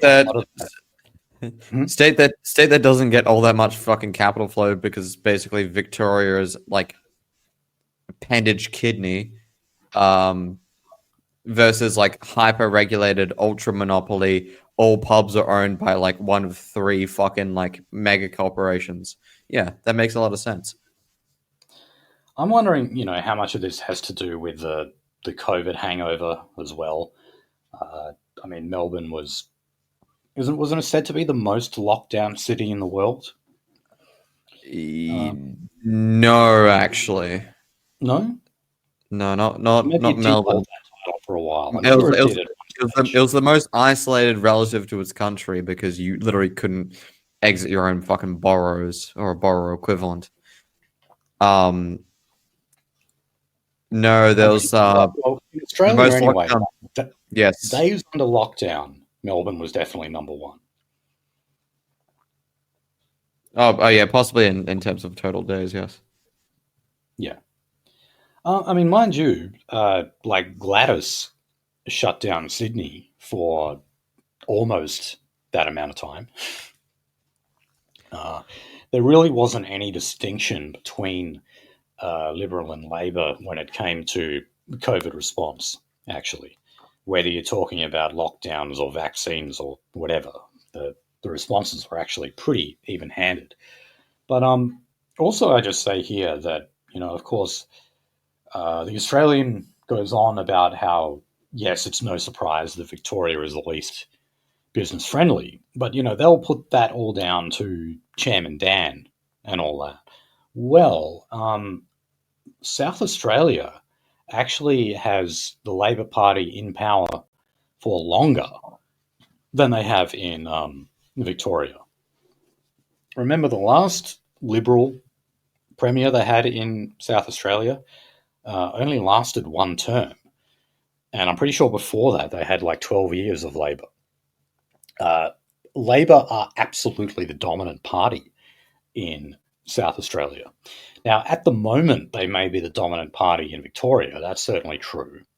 But historically, not necessarily the case. Okay, anyway, let's move on to. Oh, yeah, so there was a debate going on in the Senate over gender equity targets in the workplace. Now, these apply, or at least these are targets. Like they're not mandated, but still they're saying that businesses that have 500 employees or more are subject to these gender equity targets. Now, the Liberal National Party MP, so he's from Queensland, obviously, Colin Boyce, he said that we shouldn't be relying on these targets because of the differences between men and women. So, for example, if you've got an employer with over 500 employees who's in construction, it really would not make sense to meet all of these gender equity targets because, well, generally speaking, women don't like working in construction. And that's why we have to institute a draft. Well, I know you're increasingly seeing them now, like In traffic control, basically. That's it. I was just going to say the lollipop ladies wearing. Yeah. I saw this one. Oh, dude, fucking Jesus Christ! Looking back right now, ooh, God, I would have cheated with that fucking woman. I got hit on when I was doing construction by a woman in the scaffolding company. Blonde hair, blue-eyed, nearly half a foot taller than me, and had rippling fucking muscles. No, I'm not gay, but Jesus. So look, this is this is obviously not. It's not just to do with hiring as much women as you do men. It's also to do with what they call the gender pay gap. And he's just pointing out here that, all right, in an industry like construction, you are going to see these enormous discrepancies between the male take home pay versus the female take home pay. And I mean, why is that? There's just simply way, way more males in construction. And construction is also one of those industries where if you want to if you want to get ahead in it, you're expected to work like ridiculously long hours. I'm sure you'd know about that, Nolsey, like the kind of expectations. Because it's been a while since I've been on a construction site, but I have worked on them. And like some of these guys I would see who were like project managers or aiming to become project managers, not uncommon for them to do 7 days with 7 days of 12-hour days. Like they would do that often. And a lot of those guys were not even on a wage. They were just salaried. So if they were rostered on a Sunday, they would just have to do it. And a lot of them would just fucking suck it up because they wanted that promotion. Now, I never saw women doing that. Okay. Yes, I did see there was like the odd female construction worker. And there was what I probably saw the most of was female structural engineers. I saw a few of them. But they were never the ones, like, they still work long hours, but they wouldn't go to the ridiculous lengths that some of the guys would do. I never saw that anyway. Because back in your time, old timer, they were just waiting and biding their time to shack up in their mid-30s and have children. Now, you know why they don't do it in my time? They don't even have fucking children. They're literally just like either bullying their fucking I guess long-term boyfriend to make them some stay-at-home thing so they can pursue some kind of cottage industry or just be an alcoholic, or in which case be an alcoholic and work admin for the rest of your life. That's it. Yeah. I mean, all those engineers I knew, they were like, none of them had kids. Like some of them had a partner who they lived with. Some of them might have even been married, but to my knowledge, I'm just trying to think back to the ones I knew. I don't think any of them had kids. Not when I was there, anyway. All right, so they're just waiting to bite out their time so they can start their alcoholism arc. Divorce, alimony, and I don't know, disappointing their parents forever. Oh. I'm not sure why I put this story in with the economy, but I did have a story on Newspoll that says voters consider Anthony Albanese the weakest prime minister in decades, with Peter Dutton widening his lead as the stronger and more decisive leader. Now, that is despite the fact that on a two-party preferred basis, uh, Labor and Liberal or Labor and Coalition are 49 to 49. They're neck and neck here. Now, this is a news poll. Now, remember, despite the fact the news poll is done by the Murdoch press, it usually gives Labor like 1 or 2 percentage points extra than what it should have. So, taking that into account, you would then assume that, well, the coalition are actually the ones who are coming up on top here. Like, if an election were to be called right now based on these figures, the coalition would probably win. And for a one-term government, that's a pretty harsh assessment. Yeah. Okay, so moving on to housing. So a new Sydney plan makes 40 recommendations to help protect the community from extreme heat events. Why am I talking about this in housing? Well, this is to do with the basic standards that the properties have to provide to renters. So that does include things like appropriate cooling, so that when there's a heat wave, you're not going to die of heat stroke or something, which some people do. I do Happens love in the this fun country fact. every single year. The fun fact from global warming deniers or whatever you want to call them, climate skeptics, whatever, is that as it is true that deaths by heat wave are going up. That's true. But it's actually also showing that deaths by cold snaps are reducing, and actually so much so that you see an overall reduction in the amount of deaths by extreme weather events. So in other words, global warming is actually causing less people to die. But anyway, this was obviously a report commissioned by the Min's Labor government. And yeah, small business groups, of course, don't like this. It's like an extra burden placed on property holders and on rental management companies and all that. But still, given how we've got so many fucking third world people living in these rental properties now, they're just basically willing to settle for way less. They're willing to settle for multiple people to a bed, for God's sake. Again, the one thing that I'm proud about, in terms of my travels, is that I've seen the absolute shitmire of the world. I've seen West Africa, the armpit of Africa. I've seen some of the deep parts of Southeast Asia, where the idea of bringing back Pol Pot's killing field, earnestly, politically, is not such a bad idea at this point.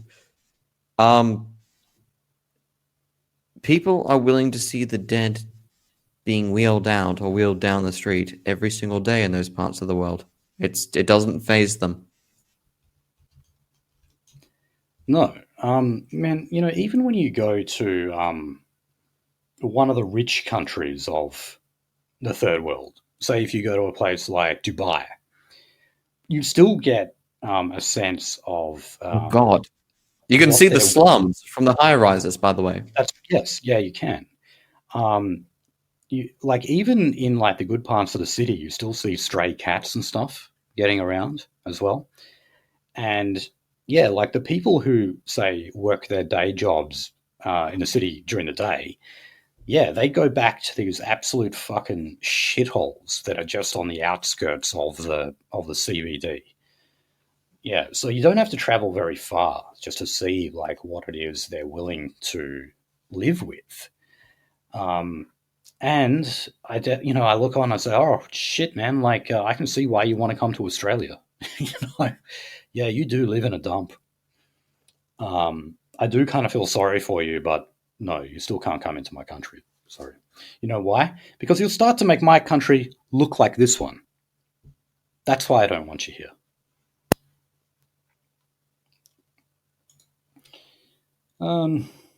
Oh yeah. So God, you're such a terrible another humanitarian, Finian. Such a terrible humanitarian. I fucking, shed those qualms years ago. A decade more at this point. I've been a nationalist for about 9 years now, I think. But I think I shed the libertarian stuff quite a while ago. So I Yeah, I don't know know. how much effect the priors would have. I don't think much anymore. Not after 9 years. Well, I tried to be a leftist. I honestly did. And it turns out they're all fucking terrible people, actually. And I would just rather agree with my parents and just come back to my current political position. All right. Okay, so something else from New South Wales is that Chris Minns is trying to convert Rose Hill Racecourse. I'm sure you can imagine what that is. This is obviously a racecourse in Western Sydney, and he wants to turn it into a housing development to house around about 15,000 people. He also sort of wants it to turn to create another CBD, and this time, one in Western Sydney. That's the plan that he has. So, it's another one of these big Sydney plans, as if Sydney wasn't big enough already. Anyway, there are allegations of favoritism going on in terms of the developer, the housing developer. And one of the people pointing the finger here is Mark Latham. So I believe it's him and other members of the New South Wales Parliament have actually referred Chris Minns to ICAC, the corruption watchdog. And that is over his relationship with one of the key figures, that is developers, behind the scenes there. So this is to do with the relations at the Australian Turf Club. That's the organisation that owns the site. The Australian Turf Club. Is that their actual fucking name? The Australian Turf Club, yes. Oh, God fucking damn. By the way, Finny, I'm going to send you an image. I found it online. I found it from one of our guys. AI has gotten too strong. With a U, by the way, but not an E. Oh, Turf with the U. Oh, Jesus Christ. I'll send it to you on Telegram, by the way. Just sorry for doing this on the fly, but yeah, I just found the fucking funniest fucking image. Does this have something to do with the content we're going through at the moment? Yes, it does. It does. Oh, okay. Previous content, good thumbnail, amazing fucking AI art by Heinze. This is Pauline giving out Indian zog slop in some slum. Yeah. How they have fallen. Oh, God. If Pramanda wasn't literally further away than fucking the dwelling up logging community, I would almost fucking go over there to his little shit fucking fest and give him a piece of my mind. He talks about how he has so much money he's starting businesses. Yeah, you're starting fucking $20,000 to $30,000 cafes and restaurants out in a fucking regional community that you are, by the way, he is Pramita. Pramita is literally bringing over his cousins.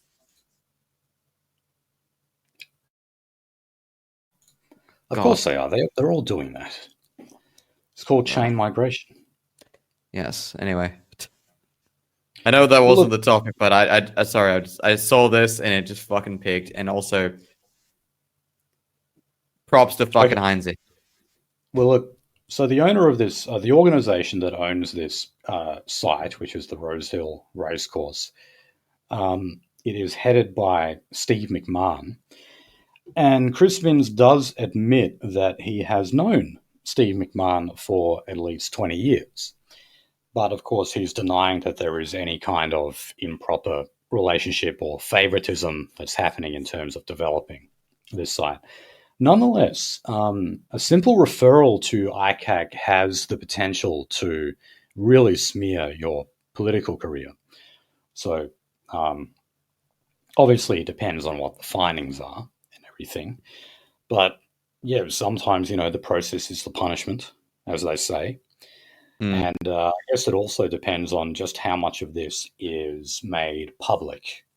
ICAC is sort of a mixed bag in terms of how much gets out to the media.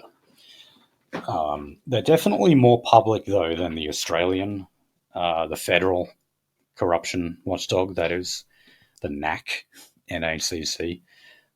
They're preferring to kind of do everything behind closed doors. I think the main reason for that is because they were established by our Jewish Attorney General, Mark Dreyfus, and he has a few skeletons in the closet, let's say.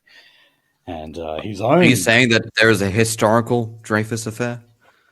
I am, and he's basically too afraid of what might happen to himself. Okay.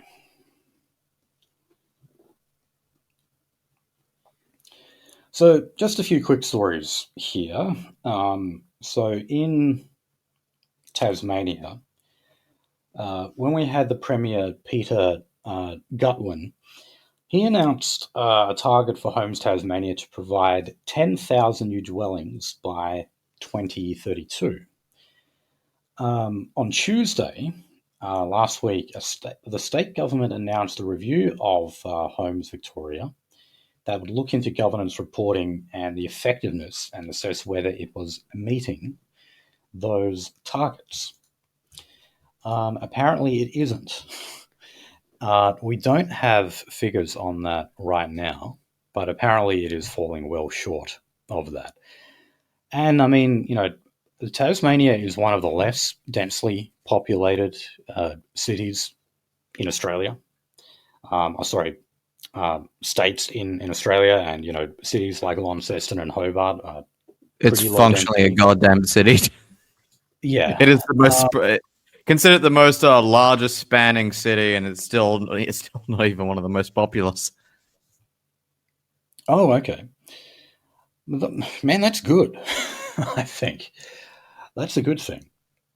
But yeah, look, even in places like Tasmania, where it used to be the case that you could find quite affordable housing, a state like Tasmania. You do hear about some people who, they downsize or they retire there or something just because it's cheap. It is. Even they are kind of going through this struggle at the moment. In WA, The Cat in the Fiddle arcade is the most explicit expression of white identity. the what is? The Cat in the Fiddle arcade in Tasmania. I'm not familiar with that. Sorry. Anyway, it's the best expression of white identity in Starfield. I know there's like some bloody artwork in Tasmania called Wall of Cunts. Did you know that? It's just like pictures of vaginas. I know that because I heard Jim Jeffries talking about it. Oh, You've not heard of that? why? No, I'm not. Why? Why? They've got some. If you're typing away to send it to me, please don't. I'd like to No, it remain was more ignorant like. of this shit. Yeah, it is. It's called Wall of Cunts. I just wanted to make sure I had the terminology right here. Oh, and they've also got the amazing vagina wall. Okay, anyway. Fucking hell, Tasmania! What the fuck you doing, cunt? All right, so let's go to industrial relations. And I believe now that the strike at Woolworths has completed. This actually caused some major disruption here. It was unexpected. People didn't think that the union was going to make good on their threats of industrial action. They did.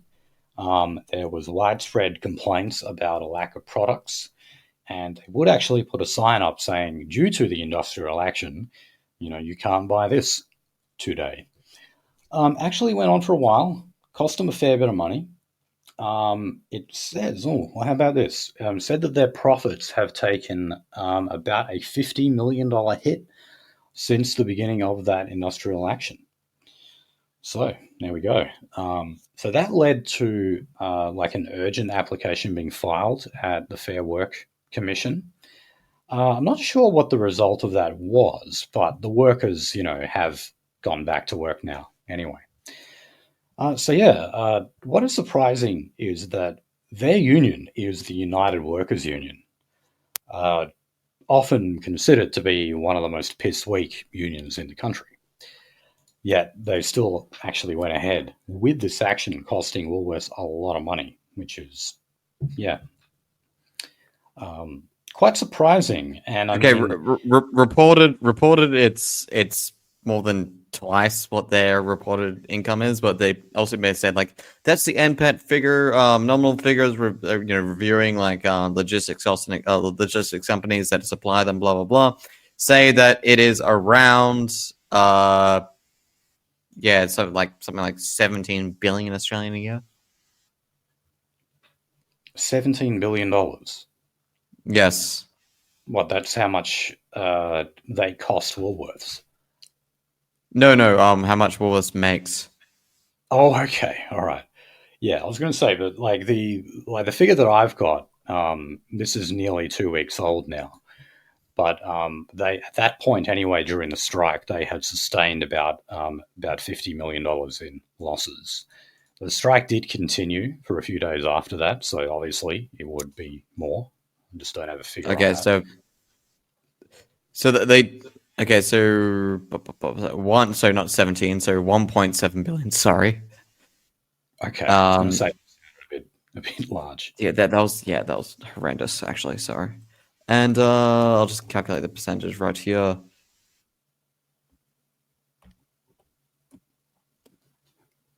Uh, 3%. They took away little shy of 3.5% of their profit. Okay. I mean, to be fair, that's enough to hurt. Like, when you're talking about like shareholders and etc., you're talking about speculation. A drop in 3.5% within, say, a several month period is enough for concern because shareholders are looking for an advance of 9%. Yeah, and I mean, company profits are often very thin. Um, I know, like Apple has said, like their profit margins are around 30%, and that's considered to just be massive. Like to be able The to have thing a is, it's margin. not. It's one of the things. It's not that the company makes money. It's that the company makes more money year over year. The company is being holden to a board. If not growing the board's money, which is the people holding a percentage ownership in your company year over year, then you're functionally losing the money. Right. So they lost 3% rather than gained 9%. Okay. Now, here's an IR story from the Queensland Parliament, actually. So, this is to do with family friendly hours at the state parliament. And the new LNP Chrysophylle government has scrapped those hours. Now, this has been criticised by Labor, as you can imagine. They said that those changes will make it harder for female MPs who have newborns and toddlers. So these changes actually started back in 2018, and that made the day usually wrap up by around 7:30 p.m. On Tuesdays and Wednesdays, and 6:30 p.m. on Thursdays. And yeah, I mean, I don't know if anyone's been to Parliament before. I've been to the WA Parliament a couple of times. And it's not I hate uncommon the for security checks. That one fucking guard was a bit too handsy with me with that one time. well, okay, but if anyone's been there like while Parliament's sitting, you'll know that like they have votes like late into the evening, and that's why you have like a bar and a restaurant and everything there. Like sometimes there's just a particular vote that you have to be back for, and you're constantly walking back and forth between the chamber and your office and the restaurant and whatever. Um, but yeah, in Queensland, they were like, no, well, we're actually going to keep this family friendly. Um, yeah, I don't know. I guess that's another example of why, on the whole, politics is a man's game. Those like ridiculous hours I was talking about in construction before. Well, it's kind of the same in politics. You're expected to work, I guess, what you could call unnatural hours, be up late at night, sacrifice a lot of your spare time. And very often you're afforded that option because your wife is at home looking after the kids. And I don't know, dare I say, is that maybe what the LNP are looking for there? To return to a little bit more of a male dominated parliament? I don't know. It's the bloody LNP, so I wouldn't give them too much credit. Yeah, I don't know either. Yeah. Okay, last story. Chris Minns still has not reached a negotiation or a deal with the National Rail workers. They have led a number of strikes that have stopped train services. I'm sure if you live in Sydney, you know all about that. People complain about them all the time. But yeah, it doesn't seem to matter who's in government here. They can never seem to actually reach an agreement. So it looks like for the foreseeable future, you're going to continue to see these intermittent strikes that just keep happening. Okay, let's turn to Aborigines. Some A news. So we had a report into the curfews that had to be called in Alice Springs. This was back in March. And of course, there was ones before that as well. Think of the ones that happened not long before the referendum. Um, so internal documents have detailed a range of sensitivities. So the ABC obtained this briefing and the sensitivities involved. Oh, God. And it says that it needs to engage in honest conversations about the Northern Territory without worrying about offending people. So, in other words, they need to have honest conversations about Aboriginal crime, I guess. Now, yeah, so they're talking about how this followed like different periods of unrest in in the Northern Territory, in particular Alice Springs. And oh wait, here's the list of sensitivities. So this includes references to a Northern Territory police union claim that the curfew was unlawful, a call for the riot squad to be sent to Alice Springs, that's a sensitivity, a plan to send more police from South Australia. And yeah, if you didn't know, the Northern Territory gets a lot of its police force from South Australia and to a lesser extent from Victoria. And in a panic, actually, I would like to something off there, but yeah, I've interviewed some police officers. Yes. Okay. But here's the best one, the best sensitivity that was brought up in the briefing. That is questions about changing the Centrelink payment date. So I guess they must have changed when it was. Isn't it Tuesday? Isn't that Dole Day? The payment was on Tuesday, but it clears on Wednesday. Okay. So I'm not sure exactly what happened here. But I know that like that has an impact because that's when people suddenly have enough money to buy alcohol. And, being kind of high time preference, low agency people, they just kind of take their money and spend it in one hit and, piss it all up before the week is out. And then they got to wait till the next all day to get more. What you can see here with these sensitivities is obviously things that are matters that seem to particularly affect Aboriginal people. And could that be because Alice Springs has a very, very high Aboriginal population? Of course not. Couldn't possibly. It's the 20% Aboriginal. I actually thought it was a bit higher than that. Dude, it's like doctors to like administration when it comes to hospitals. It's like, oh yeah, there's 20% doctors and then like, this much administration. Solely because like you have to manage the doctors every fucking waking moment of their entire fucking, like shift there. Well, yeah, there's a whole bunch of white people needed to manage the fucking Aboriginals every fucking waking moment of their life. Yep.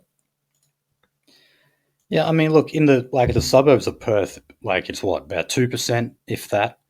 So you can just imagine in Alice Springs, that's literally 10 times the population. You can just gives you an idea of what those poor buggers have to deal with.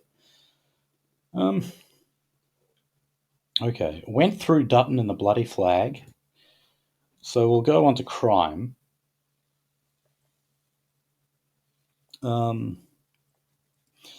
Okay, so the coronial inquest is continuing here in WA. This is over the death of Cleveland Dodd in the Unit 18 in Casuarina Prison. So they've just heard from the former WA Mental Health Commissioner. And what a surprise that he said he observed institutional racism at the state's, it says here, the main youth detention centre. There is no main one. We've only got one. Okay, you mean the youth detention centre. So he said treatment of Aboriginal staff at the centre was proof of that alleged racism. So he's not just saying the inmates there, he's saying the Aboriginal staff. Man, the Aboriginal staff, like if they work in youth detention or in adult corrections, man, they're treated like fucking royalty. Like, they go out of their way to hire those people. And the reason why is the same reason why we have the Noongar Patrol. And that's that the detainees and the inmates naturally show them more respect and therefore are more willing to cooperate with them as opposed to a white officer. So, no. The idea that there's a form of like institutional racism against Aboriginal corrections officers is just a joke. God.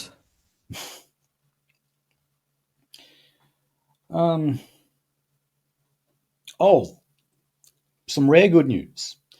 So Queensland, the LNP, the newly minted LNP government, has actually passed their criminal justice reform laws, and this is what we've commonly been referring to as adult crime, adult time. So if you commit a serious offence like aggravated burglary or something, you'll, I don't know about getting a sentence close to what you would get as an adult, but it's closer anyway. It's the LNP making these serious offences that youth commit and just adding a bit of extra time to them. The name is somewhat misleading because, I mean, if you were getting adult time, you'd actually be serving like a good solid few years in jail. Most kids who go to jail serve like a year, if that. They only go there for longer if they're in there for manslaughter or something. Something goddamn serious, either which way. Yeah, something really serious. Even things like aggravated burglary, you've got to do that a few times. Well, in WA, I know anyway. You basically got to commit an offence like that a few times before you'll actually get put behind bars. Okay. Nice. So I remind you, this is the crime section. It's not necessarily about Aboriginal people. In Adelaide, where they've rolled out cameras that are much better at detecting whether or not you're on your mobile phone, using your mobile phone while you're driving. There's a bit of controversy here in that they've actually been fining people for having their mobile phones on their laps. Seems a bit harsh, doesn't it? Now I know the law does say you're not supposed to be looking at the screen, unless you've got it on hands free. I'm not. I know there's all these weird particular details you've got to take into account. You can't just be handling your phone and texting, and you can't make the excuse that you are changing your navigation or something either. You're expected to key all that stuff in while your car is stationary, and only then do you drive off. But yeah, if it's just your phone in your lap, that's a bit bloody harsh. Maybe not if you're reading it. If you are reading off the screen and it's in your lap, that's a different story. But that's a bit difficult to prove, isn't it? So I don't know. Some of this stuff might be going a little over the top. Okay. Oh God. Now, I just think these stories always just make me laugh for whatever reason. But here in Perth, in our northern suburb of Mirrabooka, which is one of our more Mirrabooka getting caught and locked up in the pit. Let me go. Got to get home to 14 kids. yeah, there's a lot of Aborigines there, and increasingly a lot of Africans as well in Mirrabooka. Anyway, Main Roads Australia has estimated that as of late, around about 15,000 meters worth of copper has been stolen. And this is from the cabling of light poles in Mirrabooka. Holy shit. So they've estimated that it's going to cost between $2 and $3 million to replace that cabling. And if you don't know why people do this, you can actually get a lot of money from copper. So some people just go to places, where a project where you can find I know exactly where that copper went to. Yeah, I mean, you can take it to It went to scrap metal went to West Coast Scrap. It went to West Coast Scrap up Yeah, in fucking Wangara. yeah. So That's where scrap that metal wire places, went. and you can Yeah. get pretty good money for it. Yeah. Decent And enough. it tends to be meth heads and that who do this type of thing. And yet, no, I mean, I shouldn't laugh, but holy shit, they've knocked off nearly $3 million worth of fucking copper from Mirrabooka. I guess sniffing glue and getting locked up in the pit is not the worst thing that can happen in Mirrabooka. Oh, jeez. All right, we're going pretty late into the evening, so Yes, we are. we'll go through the remaining stories kind of quickly. Well, like I said, we are going through 2 weeks of stuff here, so Yeah. all right. So they just had the drug summit in New South Wales. The usual parties are calling for drug decriminalisation because they're saying that it's putting too many drug users in contact with the criminal justice system. You might be surprised to know that some of these lobby groups are places like churches. You wouldn't ordinarily associate All right. churches with something like that. But they're finding that a lot of the people who turn to the church as refuge, a lot of the time, they're falling on hard times because they were put out of work because of a drug charge or something like that, or they're just up to their eyeballs in fines or something. However, giving Chris Minns his due credit, he said that drug decriminalisation is off the table. A lot of people assumed that he would have been at least considering it because why have a drug summit? The basic purpose of the drug summit is basically to convince the government to further decriminalise drugs. But no, so far he's saying the laws are going to remain as they are. Now, on vapes, pharmacies have been slow to take up a sale of vapes, despite new laws restricting other sellers, with only 3,500 vapes sold without a prescription in the last month.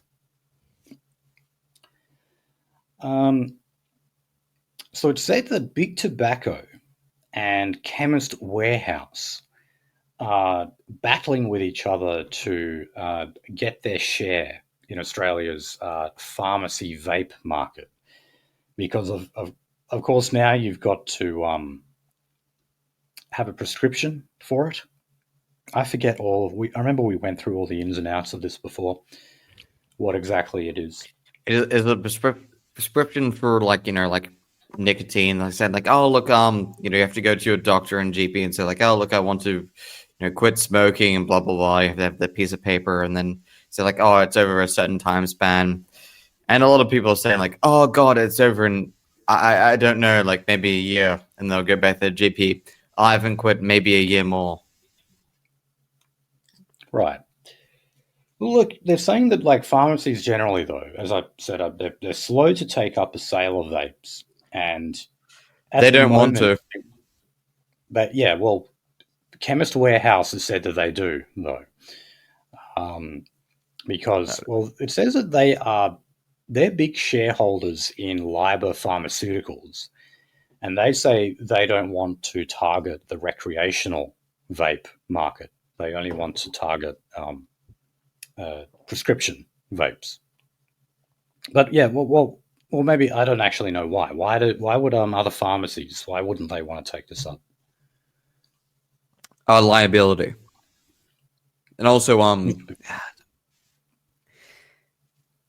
You mean being sued? I can't describe this on air. Sorry. I know. I actually know, but like I'm not going to detail this on air. Sorry. Okay, that's fair enough. I'll put it this way: they don't want it. They don't want it. All right. Well, look, there are still. It's said that the vaping market is still pretty big here, despite the new restrictions. So It's an addiction. Well, yeah, of course. So it's always going to be there to an extent. So there are around 3.5 million vapers who are over the age of 14. So there's even more if you count under 14-year-olds. However, smokers are still larger, about 8.9% of the population compared to 7.3% of the population. However, like the target market for pharmaceutical vapes or prescription vapes is for smokers, because it's said that they want to move them to vaping as a transition phase to just get them off smoking or vaping altogether. That has not been proven to actually work. They just get people like get on smoking. People start smoking and they get on vaping, and then they can reduce the nicotine content, and then it just becomes like a habitual thing for them. Well, it might also work in reverse as well. I mean, couldn't vaping act as a gateway drug into smoking? Could actually. The same way that marijuana can lead to harder drugs. I don't see why that couldn't be the case here for vaping. Okay, so let's return to state politics. The WA Liberals, who have no chance of winning the election in March, are nonetheless getting a lot of generous financial help. So Gina Reinhardt recently held a $5,000 a head fundraiser for the WA Liberal leader Libby Mettam.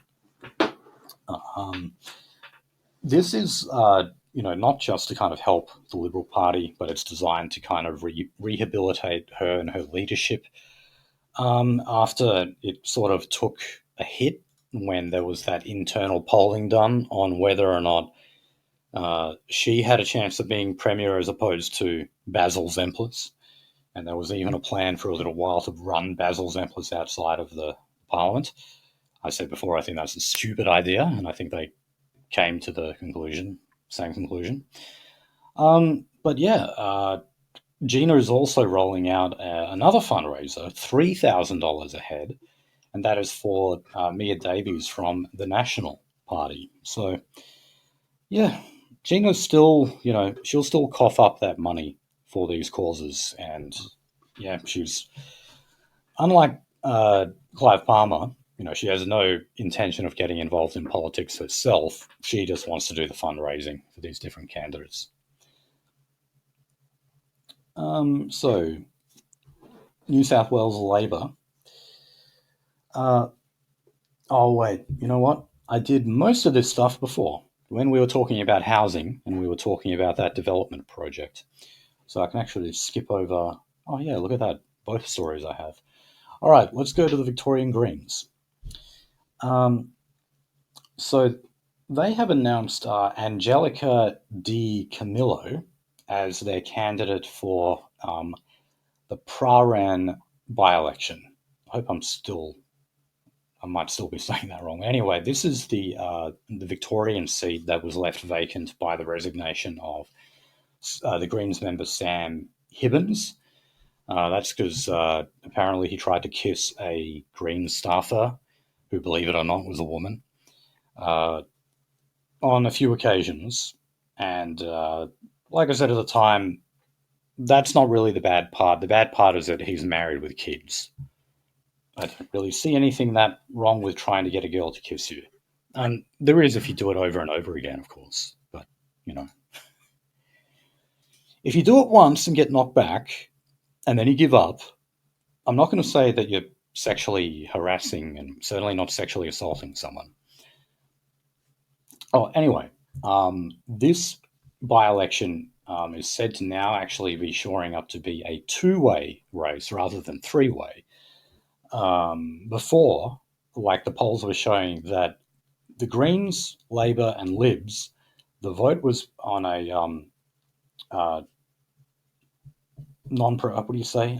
first past the post system, was about a third each. They were split down 1/3 each. It's now actually shoring up to be a contest between the Greens and the Liberals. So the polls are projecting that Labor will not win this, and it's either going to be the Greens or the Liberals taking that seat from them. So how about that for that demographic divide because of the rich Greenie kids, the trust fund kids whose parents voted Liberal, but they don't. The final collapse of the Teals. Absolutely, and that is actually episode title: Teal Superposition. Yeah, and I mean, I'm surprised that, maybe I don't know if the Teals are running a candidate in this by-election, but I'm surprised that they're not. If they are, I'm surprised they're not doing well.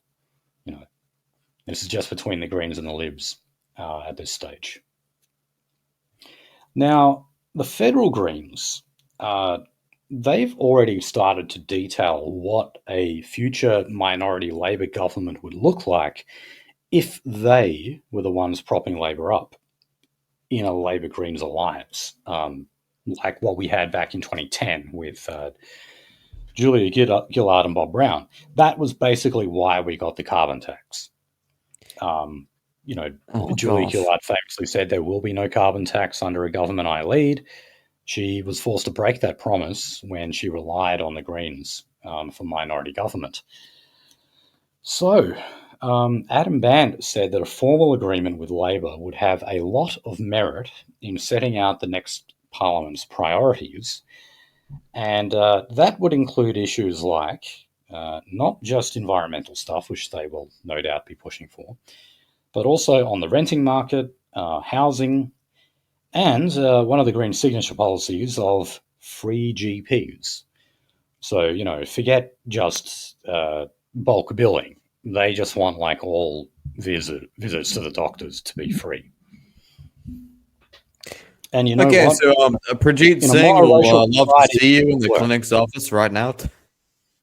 Say that again? Prajeet Singh would love to see you in the clinic's office. Yeah. And that's the other thing is, holy shit, man. It is an absolute struggle to get an appointment with a white GP now. And even then, even when you manage to get one, it's like a Slav. And I'm not saying this to bash Slavs, by the way. I'm just making the point that, like, even when you do Oh, get a white doctor, it's still a foreigner. Like, how often do you get an Australian-born white doctor? Finian, ich habe nichts gegen Fremde, aber die Fremden sind nicht von hier. Is that German? Yes. Also, I could say, like, my childhood GP was a Stephanopoulos. Yeah, like I said, I'm not. I hope that didn't sound like I was taking a stab at Slavs. I'm just saying that, like, even in the case of white doctors, they tend to be foreign. Oh, yes. And by the way, now they're Indian. Go down to your local clinic and they're Indian. Fucking Slav, And they're completely fucking underqualified and they're useless. Yeah, I mean, a lot of the time their degree has come from, like, a fake institution, basically. Oh god, the entirety of New Delhi is like a fucking the fake fucking degree mill. Yeah. Went through that one already. Oh, look at that. The whole heap of stories that we sort of covered. This is what happens when you collect 2 weeks worth of news, is you start to double up. I've got more stuff here about Omar Sakir running in Blacksland and also the Salmon standoff. So we can skip a whole bunch of those stories. Senior Liberal frontbencher Paul Fletcher will be retiring at the next election. You probably won't even... most of you probably haven't even heard of him, so we don't need to comment too much. Further than that, than to say he is representing one of those seats that could fall vulnerable to the Teals. So he's a guy who's been there for 15 years, sorry. He's got that name recognition, so, that might mean an advantage for the Teals candidate, who is Nicolette Bowl. Okay, federal ALP. Oh, it's Bowl. Oh, Bowell. Half the time, man, when I'm pronouncing these names, if I haven't heard them... You said it right, actually. The ABC just said it the same way. Okay, so... Oh, yeah. Linda Burney, who we found out she's retiring from politics a while ago now, despite the fact she only served 1 term in government. They still haven't picked her replacement yet. And there's, like, growing fears that Albo is just going to make a captain's call on this. But look, I guarantee you, whoever it is, it's going to be an Aboriginal, all right? Or at least a woman. More than likely some Aboriginal woman with ridiculous hair and, with the verbal IQ of Linda Burney. All right, now, let's... we're still in... we're sort of covering... mainly federal politics here, but this applies to the states as well. And this is a so-called rise in the support for the Libertarian Party, formerly the Liberal Democrats. So, think David Leyonhjelm. He was the one who really supported them on that. Yeah, and I thought so fucking highly of them. Oh, Jesus. For a while, yeah, I didn't mind David Leyonhjelm, and then he did his Young Brown Men speech where, he praised the pizza delivery man and the Uber driver who was willing to work for nothing. And he basically said we need them because white Australians are too lazy to do those jobs. That's basically what he said. Anyway, putting that aside, they had to change their name to the Libertarian Party because the Liberals brought them to court saying that their name was too... yes. to theirs. That had actually been a long-running thing. Like, the Liberals were not happy from the very beginning over that. Like, this actually dates back about 2 decades almost. And they've had varying success with it.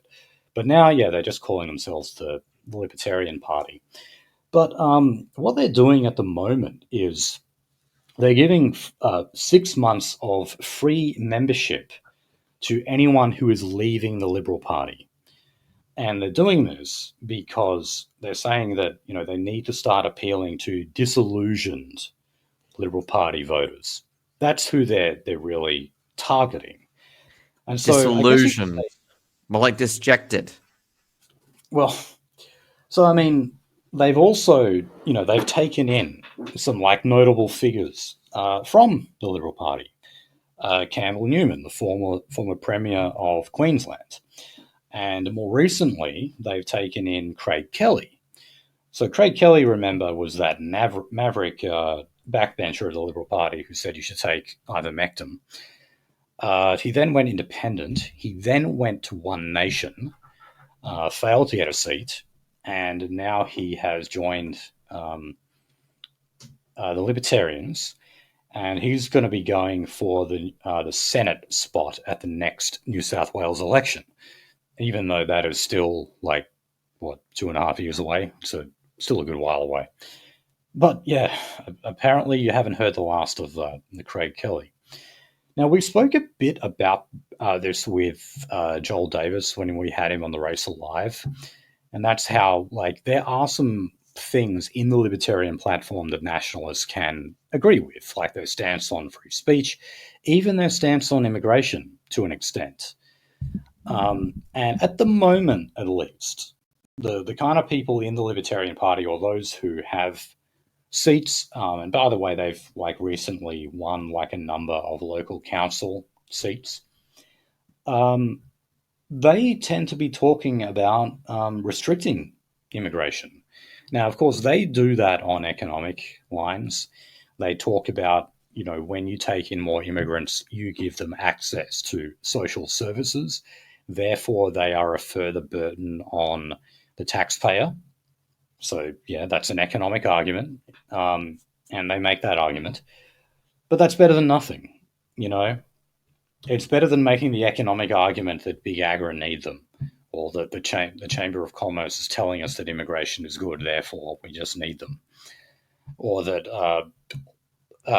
all immigrants are potential entrepreneurs or some bullshit like that. At least these kind of libertarians are not saying that kind of crap. And that's stuff that we can sort of align ourselves with, even if we disagree with other policies. Which I still remember meeting one of their members back in the day and actually being at least fond of him, at least not hostile to him. Well, I mean, a lot of those members just became white nationalists later on. It's, the libertarian to alt-right pipeline. It certainly happened in Australia. It's dried up. America. Oh yeah, I mean, it's been tapped out. I mean, I come from that. I'm directly descended from that libertarian to alt-right pipeline. And yeah, I mean, that started in around 2015 or maybe even before then. I mean, in 2013, 2014, that's when a lot of libertarians became edgy libertarians. Maybe they called themselves libertarian nationalists, or, they were espousing covenant communities what was the physical removal? Yes, the physical removal of welfare bludgers and homosexuals and stuff from your covenant community. Yeah. And that was basically using libertarianism as an excuse to not live among people that you don't like. Including immigrants, including drug addicts, including homosexuals and whatever else. And unfortunately, for libertarians, the problem is the more and more you go in that direction, the more and more your policies actually look like you're using the coercive powers of the state, and you're no longer relying on the free market. When you talk about these covenant communities having their own local governments that can enforce certain guidelines, only straight people. The anarchist community will never survive the barbarian. Yeah, the right-leaning anarchist community does create the barbarian. That community is simply acting like a government at that point. It may be a decentralized one happening at a smaller level, but it's still coercive force that's being exercised, and that's a government, okay? And that's why a lot of libertarians like me kind of saw that and said, yeah, you're right. So we might as well actually you're not a libertarian anymore. What? You haven't been a libertarian for a long time. No, not for a long time. But yeah, I mean, that was kind of tapped out a long time ago. Those libertarians who became white nationalists, That happened many years ago. And that's why I'm surprised now, like, to look at the Libertarians in Australia and to see that it tends to actually be the right-wing Libertarians at the helm. You would have thought that they would only have left Libertarians left because all of the right Libertarians, simply joined the alt-right or white nationalism. But apparently not. Apparently some of them are still there.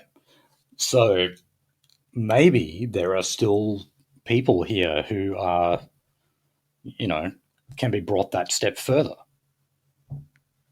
And we can bring them out of libertarianism. Anyway, talking a bit much about that. Muslim vote, we've gone through. Oh, so Clive Palmer, he wants to run in the next election. Now, he actually deregistered the United Australia Party, his political party, at the federal level back in 2022. And that's why, like, at the moment, like, the one senator that he's got in federal parliament, it's actually unclear. Like, we really don't know, legally speaking, whether or not he is an independent or he's a member of the UAP. We don't really know. But anyway, this, if officially the party is deregistered, as it is now, it's too late for them to run in the next election. Now, Clive Palmer is saying that this particular law, which is contained in the Electoral Act, is draconian and unconstitutional. And so he is going to be asking the High Court to rule that Section 135(3) of the of the Electoral Act is unconstitutional. Because it bans a deregistered party from registering and contesting the next general election. Okay, don't know about your chances there, Clive. And obviously it was a silly move to deregister the party if you had long-term plans. You left some fucking weird mystery meat in charge for a little bit and then left, and then now you're back after how many fucking years? You don't have a party. Go away. Just, I don't know, either start some other political phenomenon or fuck off. I mean, look, he might still get a little bit of that protest vote. I doubt he would get very much. Are you sure about that? Well, no, I'm not. I mean, because, like, if you look back in the 2019 election, as far as I know, including in the Senate, they got 0 seats. They got absolutely nothing. And when you put together all the funding, like the direct electoral funding, and then all the advertising, the marketing, the people that they pay to go to the poll booths, even though they're all supposed to be volunteers, when you add all of that up, it was around $80 million that Palmer paid out of his own pocket. And he basically said, oh, look, that was worth it because we stopped Bill Shorten from becoming Prime Minister. So no, I mean, this might be another case. Let's say he's successful and he's able to field candidates. He might well go and piss up some other huge amount of money and end up with nothing. But yeah, he might just be lucky to get some preference flows in the Senate and a bit of the protest vote, and that might translate into one senator. But that's it. If he gets anything, he'll get one. I guarantee it'll just be one. He won't get any more than that. Okay. Would it be some random Indian, some random seat in, say, Queensland? Yeah. Yeah. Okay. So just a quick defense story. The government has rejected a proposal to scrap differences for compensation between those permanently injured in a warlike operation and training mishaps compared to those who are not.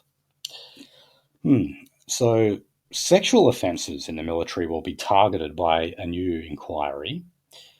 Legislative changes will be enacted to establish a new oversight body to implement and monitor those changes. Okay, so what they're doing is they're trying to make, like, if you're the victim of sexual misconduct in the military, they're trying to say that should be deemed as just as traumatizing as, like, being injured on the battlefield, like Well, having your arm. congratulations.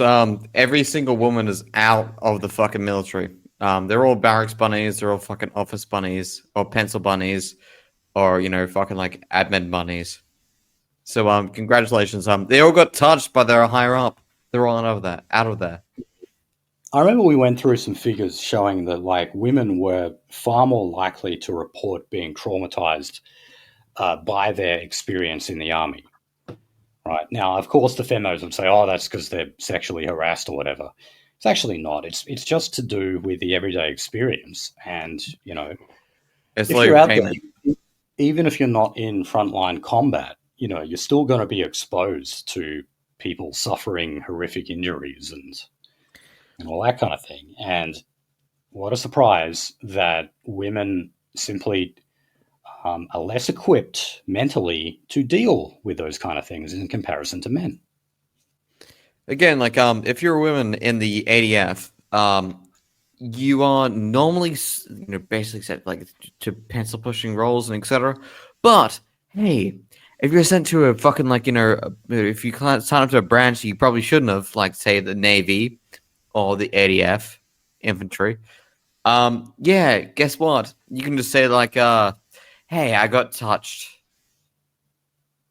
In fact, you don't even need to say it. You can actually get touched, get fucked, get pregnant, get a fucking like stipend from the government for way more than your standard alimony is, and they'll work it out. Moral of the story is women shouldn't be in the military, or at least if they are, they should be in very much not combat roles. Okay. They shouldn't be fucking enlisted. Well, are you proud of the ADF though, Nolsey, that we actually test fired our first Tomahawk cruise missile? So our Navy apparently took a huge leap forward by testing, our first ever long-range strike capability Tomahawk missile. The original Stargate was set in the late 90s, and they were firing Tomahawk missiles like there was no tomorrow. Well, we've got them now. We can add them to our repertoire. Yes, so a late 90s, a 30-year-old missile used in a fucking sci-fi show. Hey, a 30-year lag, that's not too bad for us, is it? Help me. Okay, now, just quickly on social media. We're not going to talk here about age restrictions. We're going to talk about Facebook and other social media having levies imposed upon them, fines imposed upon them. And that is if they refuse to negotiate deals with Australian news companies to pay for their use of online content. We remember this, where, like the stories that they display on social media that they scrape from Google, obviously they all have an origin. They all come from the major media outlets. And this was actually something that was implemented back under Scott Morrison. And I think the Jewish treasurer was the minister foremost responsible for this, Josh Frydenberg. Basically saying that social media companies unfairly piggyback off the news content of news content creators. Now, Facebook basically did a protest against this and just ignored all of this for a while. The Murdoch press, I remember, went ballistic over this. They were running all these stories about how basically Facebook was breaking the law by not even negotiating with those news content creators. So now the government is saying, well, you've at least got to get back to the negotiating table, or you're going to face massive fines for that. And it's not a big surprise. I'm reading this from The Australian, that they are very, very supportive of the government doing this. I'm basically just for anything that screws over Facebook or social media generally. If it hurts Mark Zuckerberg, then so be it. Even if it is a case of, as they put it, they're You're just a basically little hater. well, they say that they're basically being charged for showing you the menu. You know, it's like we show you what's on the menu, but if you want to get to the story itself, you've got to go to um, wherever that news story originates from, and then pay for it, or at least in most cases, you'd have to pay for it because most news stories are paywalled in Australia. So yeah, they're like saying, "Look, we're not giving away the meal; we're simply showing you the menu." And should we be fined for that? And so many people should be charged with possession. Hmm. And well, I mean, sometimes they'll go further and say, "Well, look, we're actually providing free advertising for these news companies. Why should we have to pay for that?" All right. Okay, so the Albanese government's self-exclusion register. So this is called Bet Stop. So this is where you voluntarily sign up to be locked out of your account, meaning that you will not be able to place any more bets, at least for that evening. Yeah, once you reach a certain amount, once you've lost a certain amount of money.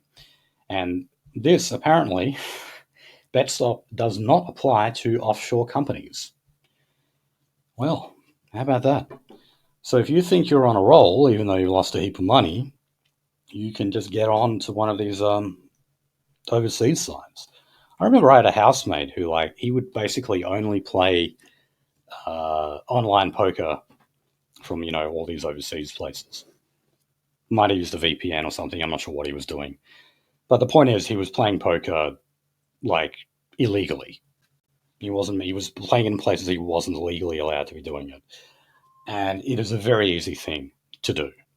Anyone can figure this stuff out. And looking at the case of the one in New South Wales, when they first rolled out this program, a $3.4 million trial, you know how many people signed up to the voluntary self-exclusion program? 14. Jack shit. Oh, yeah, 14 14. people. That's better 14. than I expected. So yeah, now of course they named all of these different reasons for it. Some people named like privacy and whatever. No, the simple reason for it is that it's voluntary. Unfortunately, you got to take the tough love approach here and make this stuff compulsory. What Okay. alcoholic voluntarily goes to fucking AA? Yeah, I mean, only the ones who've like seriously fucked up their lives will actually end up doing that. you know. Speaking of that housemate who I just mentioned, who was doing that illegal poker playing, he was one of those people actually. Like he developed a very bad drinking problem, and it was only when it got really, really serious that he would abstain from it. People who have like I can't agree with Peter Hitchens, who says that addiction is a myth. No, there are some people who get genuinely addicted, and the No, state needs to be able to holy intervene shit. and say, no, this person clearly cannot control themselves, and we need to force them to stop drinking, stop gambling, whatever it is that they've got an issue with. Again, it's Because some people chemical. just, It's neurochemical to a degree, actually. it is. There's a whole science behind addiction. Uh, and I mean, like Peter Hitchens is also one of those people who say that, like, attention deficit disorder just doesn't exist, like, full stop. Like, there's no such thing as a single person in the world who has it. Now, I definitely agree that it's overdiagnosed and we drug up kids too much with it, but I can't agree that it's just non-existent. Maybe a lot rarer than what we think, but it's not. But it does exist. Okay, now we've got some further action happening on scams, which is a good thing. So this will see a mandatory SMS sender ID register. That's set up by the communication watchdog. And this is actually putting a financial incentive on companies where if they have records, of these places or these operations that are running scams, they need to do everything they can to blacklist them. So, for example, when it comes to phone companies, if they have a phone number that they know is from some fraudulent outfit, and God knows there's plenty of them, they need to block that number. They need to blacklist it and make sure that they can't go out and call people or email people or anything like that. And, like scam messages are really on the uptick. Like, I haven't received one in a while. For some reason, I get scam calls more than I do text. Like, speaking to other people, it seems to be the opposite. Like, people tend to tell me stories that they're getting texts all the time. I don't seem to get that. But the point is, these scams are on the rise. So, yeah. Sure, like, a lot of these companies are banks as well. Banks are not doing enough to get rid of these people. No, they won't. Imitating them. I even got a memo from my fucking Commonwealth bank account. They're like, "Oh, we're doing more to restrict fucking fraudulent calls to you and etc." No, I got one yesterday. Yeah, so the government's taking increasing action on that and one of them is like having this ID register where they take down the contact details of these places. And then companies are then expected to blacklist them and make sure they do not contact people. Rapid fire for the end. We're nearly at 3 hours here. All right. Yes, Queensland government, they're pushing to retain cash.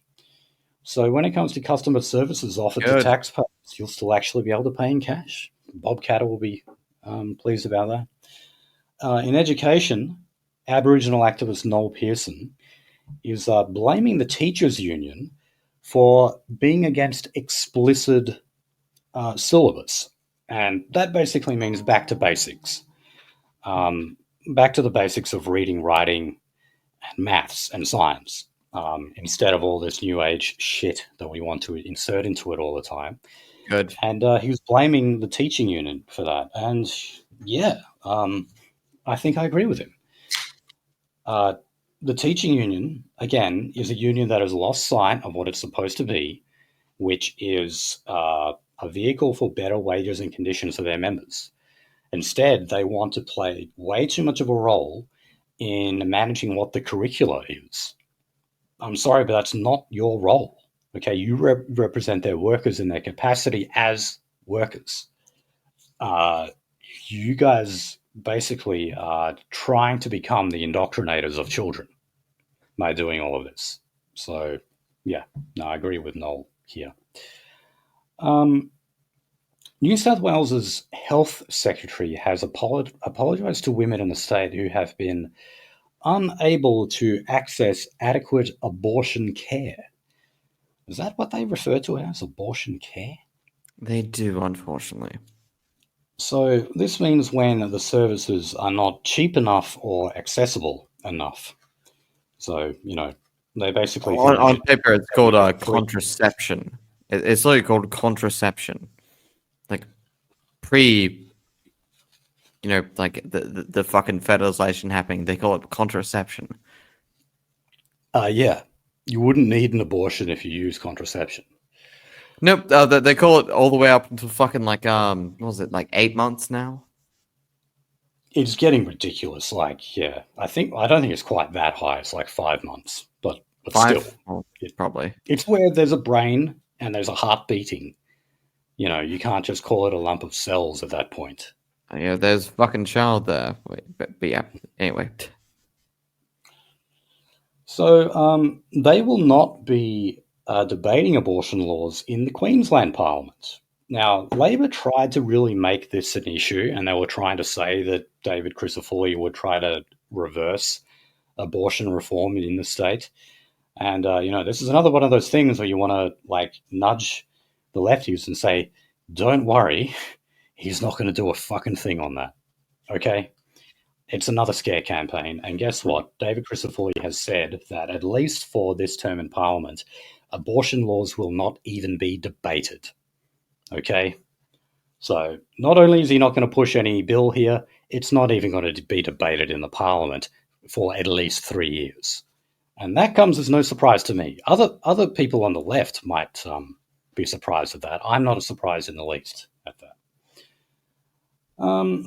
Okay. Extremism. So the security and policing agencies from the Five Eyes Nation are warning of a rise in youth radicalization. Now, this is coupled with new figures from ASIO showing a surge in youth radicalization, and that apparently 20% of ASIO's counter-terrorism resources are now being targeted towards Australia's youth. So, this is all to do with Muslims. And you know how I know that? Because both of these stories, one from the ABC, one from the Australian, did not mention right-wing extremism, as they like to call it. Okay? So when they're talking about people who may be downloading instructions on how to make bombs or something, it's not so-called right-wing extremists. It's Muslims doing it. Now, Nolsey, have you heard of the gay games? The gay gangs? Yeah, as in Olympic games? No, I don't think I have. Okay, well, I hadn't heard of it either until I read this story. No comment. Yeah, so apparently this event is going ahead. It is the 2030 Gay Games. And one of the cities in line to host those games was Melbourne. And No surprise. Big fucking gay. Apparently, though, the Melbourne committee has withdrawn its bid for the games, citing a lack of funding commitment from the state government. Can you believe that? So they must Melbourne have not funding gay shit? Oh god, yeah. I need to fucking cross the nullable right now and talk to the fucking PM. I think Melbourne isn't gay? Surely this shows the financial dire straits that Victoria must be in if they're not willing to adequately fund. They are funding it, by the way. It's just not enough, for it to be a worthwhile contender. I was going to say, in terms of us being dire straits, we should be installing microwave ovens inside of fucking Victoria. Now, look, it's not till 2030, but still, this would have been great. Pride is officially dead or some shit like that. Well, it would have been that. That would be a great event for the EAM to gate crash. Destroy pedo athletes or something. It would be a great, and I would love to see all the scandal that would emerge. Because you'd inevitably get some celebrities. This athlete was raped when he was fucking 5 years old. Well, yeah, but I mean, when sporting stars, they're really, it's the opposite of musicians. Musicians are expected to, be drug addicts and, do all sorts of fucked up stuff. It's the opposite with sports stars. They're supposed to be role models. And it would just be interesting to see how many gay athletes, would fail to meet those expectations. It would be a huge amount.